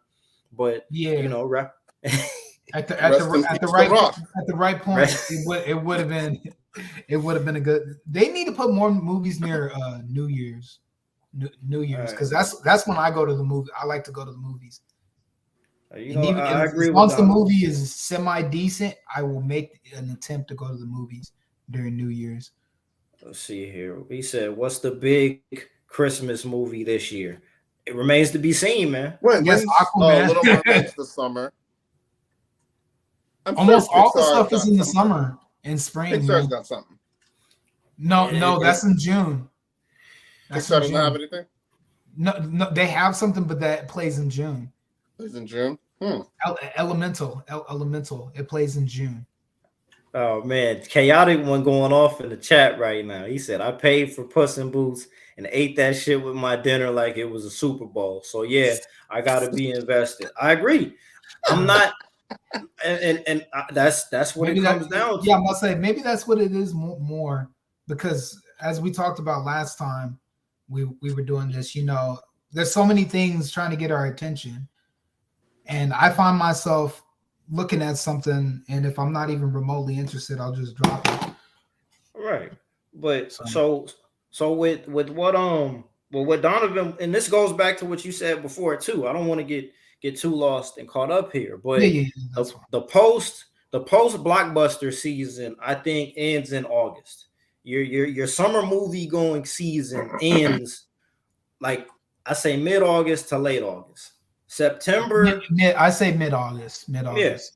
So from September to Thanksgiving, I'd say is another season, and then Thanksgiving to Christmas is another one. I think you get your award season for the movies during fall. From September to about Thanksgiving is when you get your award season, and you get that big horror franchise release in October that tends to try to clean up for the horror movie season. But other than that, it's wide open. Some of those smaller studios need to try to get in there and really make a dent during that time there, man. That's their time to shine there. I mean, Queen and Slim came out, I want to say like October. That came out the same weekend as Knives Out back in 2019. And both of those movies did fairly well during that window after the Joker came out. So they gotta make some things happen here, man. They Marvel, the Marvels is gonna run from November till December. That's coming out this year. Yes. Oh, you didn't know that? The Marvels is dropping this year. Oh, I thought that was coming out next year. D. Smith, no. Dune Part 2, November. Oh, that's gonna clean up. That's gonna be the big. That's gonna be the big blockbuster for that. Saw 10, October. Is it? 27th. Is it? Dune is gonna clean up. I think it will. Because so many people loved it, and so many people were raving about the first one. All it needs is a little bit of that boost from the last one. Is Craven still coming out this year? Oh shit, Craven is coming out this year. Oh shit. Oh shit. What? Damn. I forgot Craven. That's dead, bro. That is dead. That is fucking dead. They better, yo. Hey, Donovan, you need to clip this of him just saying that's fucking in dead. the fall to get Jonathan's first Oscar. Yep. Magazine Dreams. That's the bodybuilder joint, right? Mhm. Okay, man. This will be that might listen. If he pulls that off, if that prediction you just put in there comes off, Donovan, like Jonathan Majors goes into that Humphrey Bogart category. He becomes Mount Rushmore in 1 year if that happens. Off the back of Quantumania making money, Creed 3, and then the joint there. That's a trifecta, right? Really watching characters. I get surprised. Hey, surprises. I agree with you, man. I agree. I can agree with that. Dune is too. How did the first Dune do? It didn't make too much. It didn't make too much, but the people that saw it said they loved it. And it was a pandemic release. Did it pass half a billion? Yeah, it was a pandemic release. So I think it'll do well. I think it was a pandemic release. Yeah.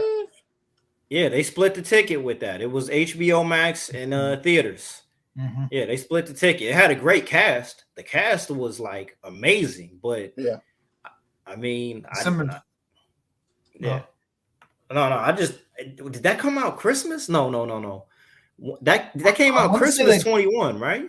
Shoot, it either came out during Christmas or the beginning of the year, if my memory serves me right. Right. And then that Hunger Games prequel comes out in November as well. He said Craven is a Morbius flop. Yo, that is fucking. Yes, I think so, bro. I think so. Craven is out of there, bro. They need to stop. If it bombs, I don't think they're gonna do that other one they plan on doing. Oh no, Sony is gonna try to eat. Sony is riding that out all the way to the end, bro. Yep. Nobody's you think they're still gonna go through with that wrestler then? Sony is riding this shit. Sony is riding this shit until the wheels fall off, dog. Straight up and down.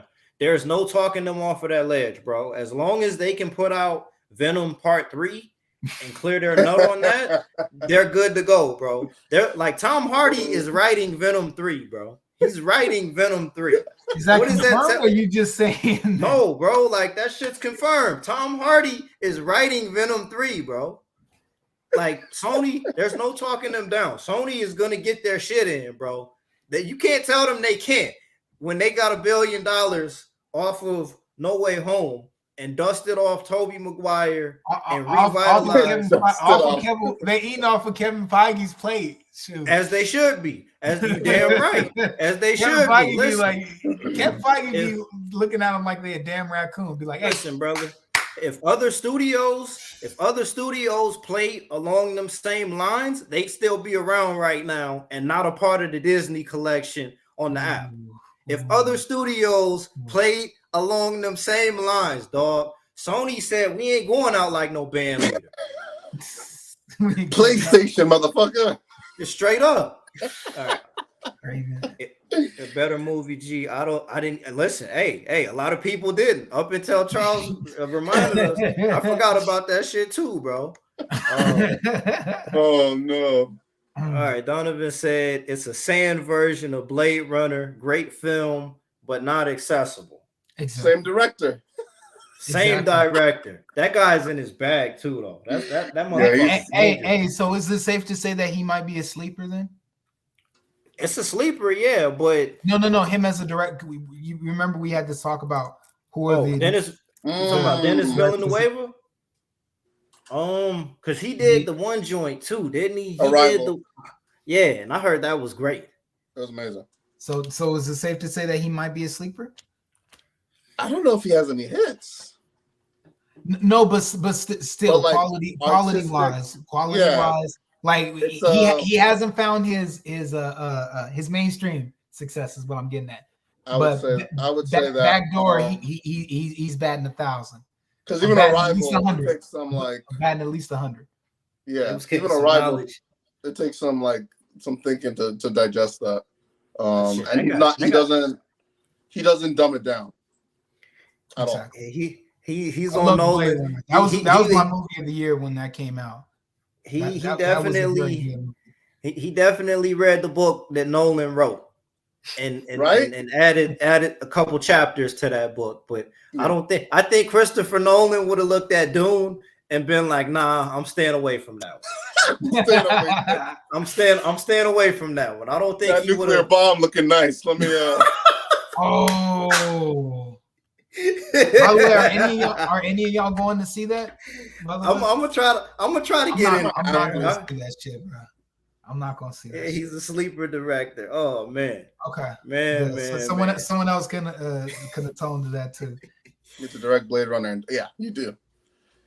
I mean, listen, Ridley Scott was hands off with Blade Runner as well too. So, man, now that I think about it, shit, he put Batista in Blade Runner and in Doom, man. Oh, yeah, you must like him. Yep. Yo, Five Nights at Freddy's is gonna make money. All right, hey, listen. Hey, is that coming out? I'd actually go see that. If it drops in October, that's one of the only scary things I like is Five Nights at Freddy's. If it drops in October, that's a guaranteed hit.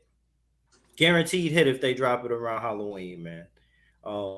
But yeah, bro, I like where this conversation went, man. This shit got kind of interesting here, man. But I mean, damn, Dune Part 2, they fucked up with that. They shouldn't have they probably should have held that to 2022, man, and not did they shouldn't have split the ticket on Dune. That was one that they probably needed to make some money on. Because bro, that movie got nominated for Academy Awards and nobody even cared, bro. Yeah, nobody cared. The cinematography was great in that. Yeah, I think it was some of those shots were they were saying that they were like almost classic Hollywood shots as far as epic and scale. Yeah. I mean, bro, they was like there were reviews saying that was like the new Lord of the Rings, dog. I didn't watch it. Never got to watch it.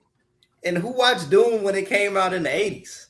Nobody. You know what I'm saying? The problem I have with Doom is it's too overly complicated. It seemed like a college professor did acid and other drugs and then philosophized of his interpretation of Star Wars before Star Wars ever came out. Because Dune is really from like the 40s. Attracted to that kind of material, right? Because Blade Runner is freaking confusing as fuck too. Hey, Blade Runner is actually coherent. Sure, it is. Like Dune has so many things that don't make sense or really overly convoluted. They're very complicated concepts. Time travel with Arrival, language. Like, goddamn, Dennis. Like, like brother, I want a Batman film, brother. Like, goddamn, calm down. Yeah, like brother, you in for real, right? Like, you know what I mean? Shit, nigga, direct a Western, man. Like, hit up Robert Rodriguez, man. Like, for real, Robert Rodriguez will tell you how to get some money out here, bro. Like, It doesn't got to be that serious, bro. We don't got to come to the theater with 3 different textbooks on our arm, man. Like, I'm for real. You gotta open all 3 of them out with your flashlight. Got your Listen, spectacles on. Shit. That's what I'm saying though. Like with Nolan, sticky notes. With Nolan, he'll give you the smart shit up front. Yeah. He'll tell you up front. Don't worry about it. Blow Just that watch shit the up. movie. Blow that shit up. Right. And we'll give it to you in exposition later. But like, just watch the movie, even if you don't understand it. Just watch it, and like by the end of it, you'll like it because I'm making it a good movie. Dennis is just like, yo, right. Don't think too hard about it. Just enjoy the movie. Dennis is like, no, fuck that, man. Like, fuck that. If you got your GED, don't come see my movie. Do not come see. I don't want your money. Your money is no good here. No good to me. If you can't explain the Pythagorean theorem, if you can't explain French. that, And he's French too. He's like, yeah. Cigarette. You don't understand it? It's okay. If you cannot understand my movie, then you obviously too retarded to be. Yes, they should get him for the Fantastic Maybe Four, you man. watch the Nolan movies instead. Listen. Hey, you don't want that for the Fantastic Four. You Oh my god! Can you imagine a convoluted Fantastic Four? Listen, No, thank you. Reed Richards will be the top heel in the MCU, bro. Top heel in the MCU if we do that. The smart, like they'll make that motherfucker the smartest guy in the room, and every time he talks, they're gonna make it. To me, it sounds like they're gonna make him a high T anime character.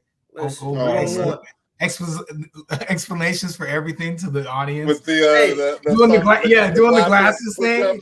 Hey, the spectacles will be glaring. That glare that they do when they're white. Yo, you remember House? You remember how House just used to be talking down to motherfuckers on that show, bro? He used to be sunning the shit out of them. I would if Reed Richards was cold blooded, man. I'm hoping that he is. I'm hoping that he is. But if you let Dennis anywhere near that, bro, Reed Richards is gonna be the top heel, bro. We gonna be rooting for Doom if they let him get in there on the Fantastic Four, bro. It's gonna be Doom season every day, bro. Like, yo, that's somebody to slap the shit out of Reed. Listen, man, fuck. Yeah, man. Like, yo, like motherfucker, hurry up and fuck up. So that we can like you now, bro. Like, damn, man. Serious. You too smart over there, Reed. Like, man, fuck you, bro. Oh man. He said, no, bro, I got a C in trigonometry. I'm gonna wait for the Spider-Man remake. Hey, I'm with you on that, bro. I'm with you. I like my smart shit in movies, dog, but damn, man, Doom, come on, brother. Doom, Blade Runner. Blade Runner was so good. Blade Runner was understandable. Blade Runner was good. It was good. It was a nice, good, slow burn. Sure, there was parts. I still don't know who Jared Leto's character was. He was Jared Leto. Leto. Don't know who what? To this day, Jared Leto's character that made the bodies. He must be important. Never came up again. I'm like, oh. Nope. But Arrival was heavy. Like I feel like he's like, I want to introduce so they know what I'm about. Arrival was like, I'm like, bro, this is too much for me. Yo, how long was that movie, bro? At least 2 hours. I'm gonna say 230, 220. Survey said. Arrival length. Ain't no way he packed that in to an hour and whatever. 116. So damn, less than way off. Right, almost 2. Oh man, okay.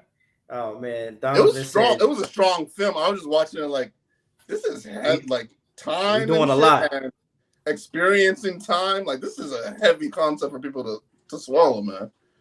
Jared Leto is cooked. He's cooked, Donovan. I mean, yeah, he might be cooked, but he still got that trophy in his case, man. For now, that's cachet. That's cachet for now. But I don't ever want to see him anywhere near Joker makeup ever again, man. And that was wasted potential. That was terrible. Waste, It was. It was terrible. what, I still wasted can't get that potential. laugh out of my head, bro. With the gold Watch teeth. Dune and couldn't tell anything about the story. Listen, man. Hey, you know what? I think Dennis wants that Nolan smoke, bro. I think he wants smoke with Nolan, bro. Now that we really talking about this. Maybe that's what he's trying. Maybe Nolan's really good at tackling those big concepts. He's pretty good at it. Tenet was a little rough for me, but every other film, big concept, Prestige, big concept. Like he tackles it pretty well.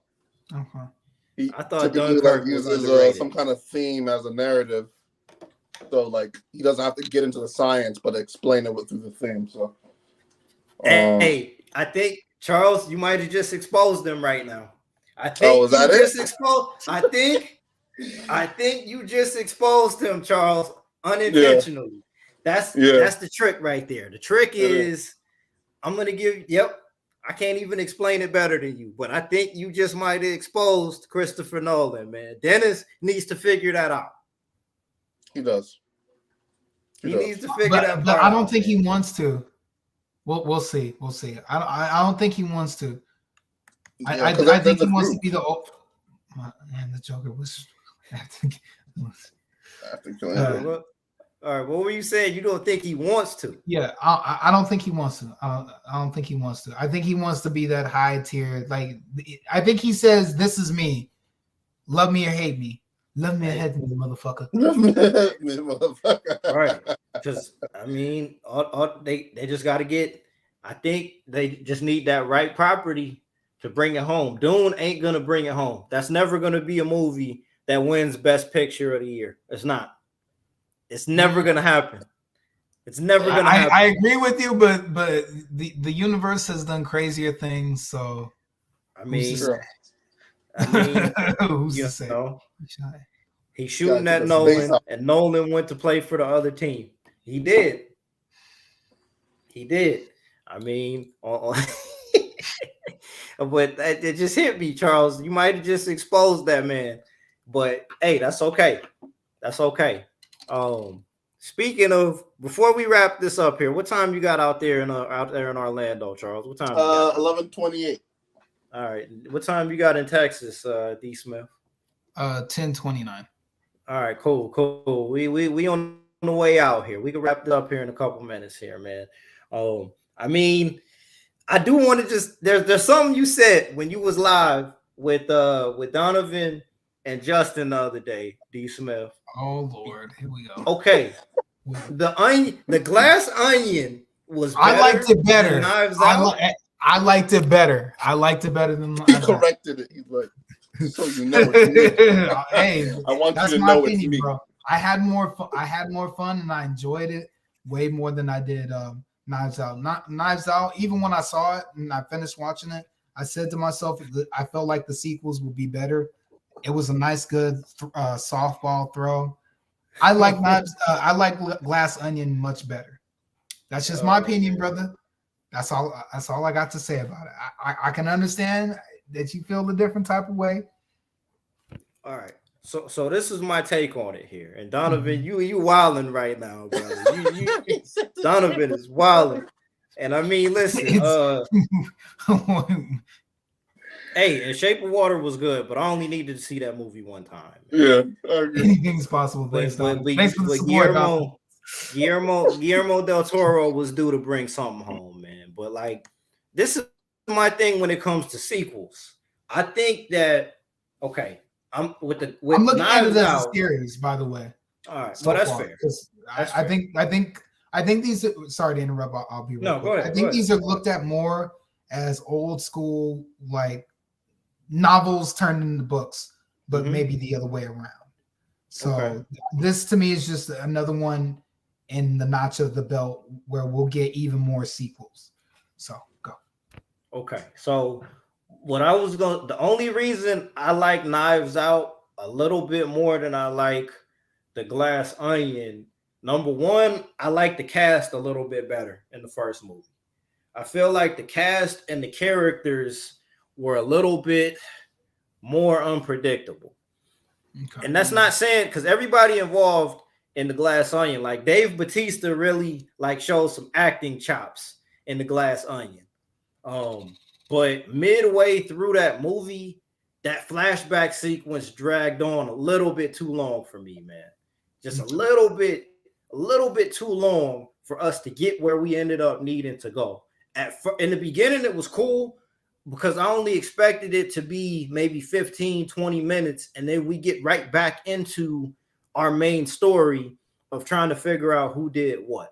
I didn't like that they made that part of the movie like half of the entire movie, bro. Okay. Like that's where it just got a little bit off of the rails for me. And I feel like if it wasn't a Netflix release, some of that would have got cut. It would have been a little bit tighter if they didn't have as much freedom to make that drag out as long as they did. I feel like Knives Out was a lot tighter narrative wise to get us where we needed to go. Because at the end of the day, all we want to see is Daniel Craig as Benoit Blanc explaining how he knew who it was all along. Who done it? The who done it? And like we didn't need to see the hot sauce packet or the hot sauce bottle. We didn't need to hear the fake accent. Like I think there was a way that we could have got around doing some of that in order to get where it was that we needed to go. The fake accent didn't bother me. I didn't like when she was doing all that smashing shit. That shit was a little extra for me. That was like, okay, can we? Right. Come on, man. Because you're drawing this out too much. I'm not gonna say it wasn't problems. I'm just saying I really enjoyed it, and I'll say I would if this was in theaters longer, I would feel almost cheated that I didn't pay the because I enjoyed it. It was a great movie. It was a great movie, but like Knives Out, like it could have been. I feel like Knives Out did three things.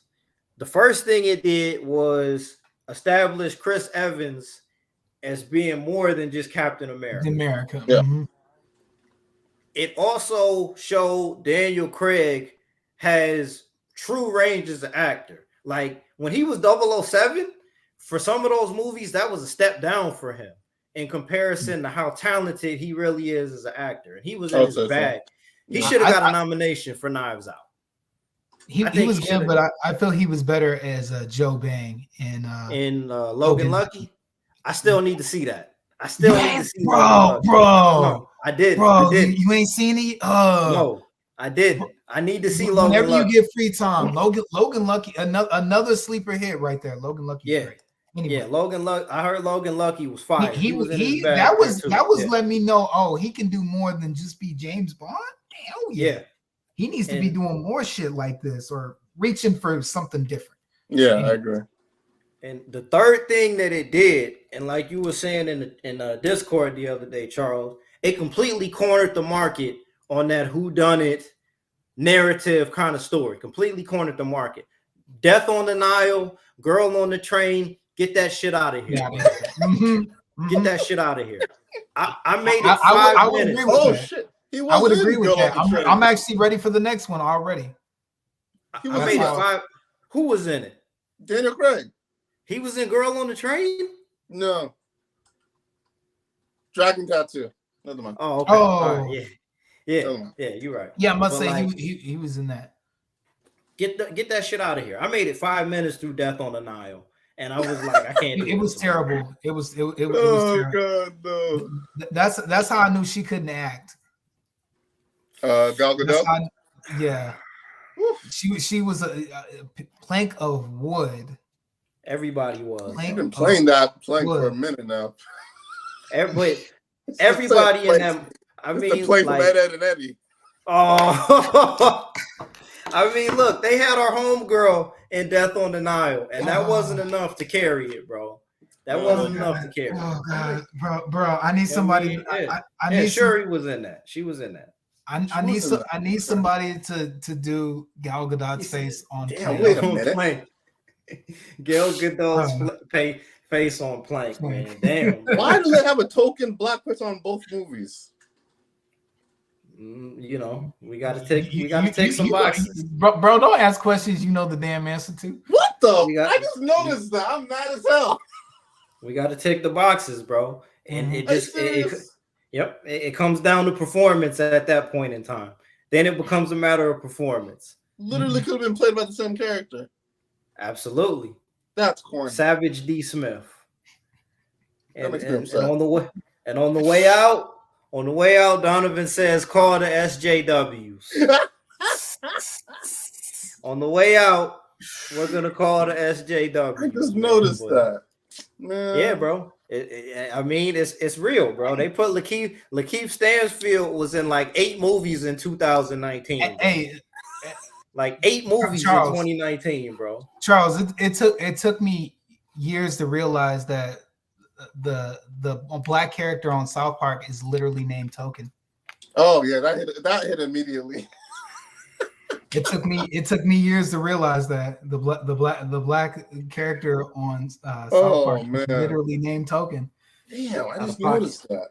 Yeah, man. I mean, like, So- see, yeah.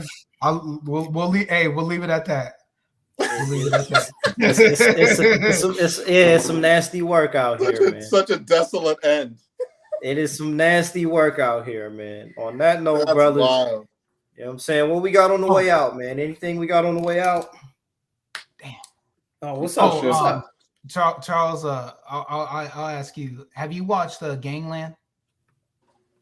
That's the one. No, wait, that's the one with John Bernthal. No, it's a French show on Netflix. Check it out. Okay, It's like Taken, but instead of him being like a CIA member, he's a heist criminal. Gangland. He has his niece taken, and I think you'll like it. It's really good. Dope. All right, I'm checking it. Oh yeah, you said you wanted to say something about Yellowstone. Yeah. How far are you? And is it worth continuing? Because boy, I'll just have you gotten to the scene with the court yet? And I'm at season. I just hit season 4, so I don't know if that was a spoiler you just put out So there. that and Succession. Oh, Succession, man. Yes, man. Succession is good. Shows. Oh, but yeah, we just started season 4 of Yellowstone, so Okay. I don't know. You haven't gotten to the court scene yet. I mean, no, I haven't seen Okay. anything that happened in court or anything like that. Okay. I mean, Did something happen with a bomb? like I said, bro, I literally I'll just stop. ended I'll season 3. I'll stop. We just ended season 3 and haven't started season 4 yet. So yeah, I'll leave it man. at that. But yeah, bro, on the way out, man. Yeah, Succession is coming back. That show is fucking. Oh man, It's nasty good. oh It's man. nasty good. I don't like anybody on that show, bro. I don't like any of the characters on that show. Even It's just oh, funny man, watching that's- that dumpster fire. God, So oh funny my watching that goodness, dumpster man. fire. Like the guy who okay, I think Adam McKay was an executive producer of the show. Did y'all ever see that movie, The Big Short? Mm-mm. With Yes. okay, there you go. Like The Big Short was a good movie, but it was pretentious as a motherfucker, right? Super. Yeah. That's Succession right there, bro. Adam McKay is an asshole. That guy is a complete asshole. He did Don't Look Up though. That was pretty good. Don't Okay. Look Up was pretty good. But yeah, bro. Yeah, I got Oh. Succession. I got to catch up. I need to do Yellowstone. You guys are talking about Billions. I never watched. Oh, I gotta Man. see that too. I gotta see that too. Gangland. Gangland. Y'all killing me. Hold on. Gotta watch Gangland. You too. There's too much. There's a lot of stuff out there, man. Yeah. But yeah, And I brothers. wasted my time on Peripherals. That was a waste of freaking man. I should shoot the Westworld creators. Oh, Like, why? wait. Just You left talking? Westworld, and you do another Uh-huh. sci-fi show that's not up to the par of what you just left. It's called Peripherals. It's shit horrible. Don't even. It's Wait, not wait, even a so- question of. It's horrendous. Wait, so that's Christopher Nolan's brother and his wife, right? Because they did Westworld. Creators of Westworld. That's how they advertised it. That gotta be them. That has to be them. Yeah, Christopher Nolan's It was brother. horrible. Hold on. Horrendous. That's a terrible name for a TV It's show. a really bad name for anything. That's a Charles is like, fuck that TV show. It took my Where's time. that I could have been streaming watching at? Successions or Gangland. Like, Yeah. you're taking up Where's time that here. streaming? I think it was Amazon. Hold on, or Hulu. Oh God. Hold on. Yeah, I gotta look. I need to look at this now. Yep, Jonathan Nolan. Yep. Take away his pen. Take it away. Amazon Prime. Yep. away his He pen. be trading off his good brother's name out there, man. Straight up. This I is feel why. like because he has a writing credit on all of Christopher's films. I feel like he writes and his brother's like, yeah, we'll use some of this. And he doesn't use any of it. He's still no, what it is he momentum. writes a paragraph and his brother eventually ends up changing. He's like, you know what? I'll do the rest.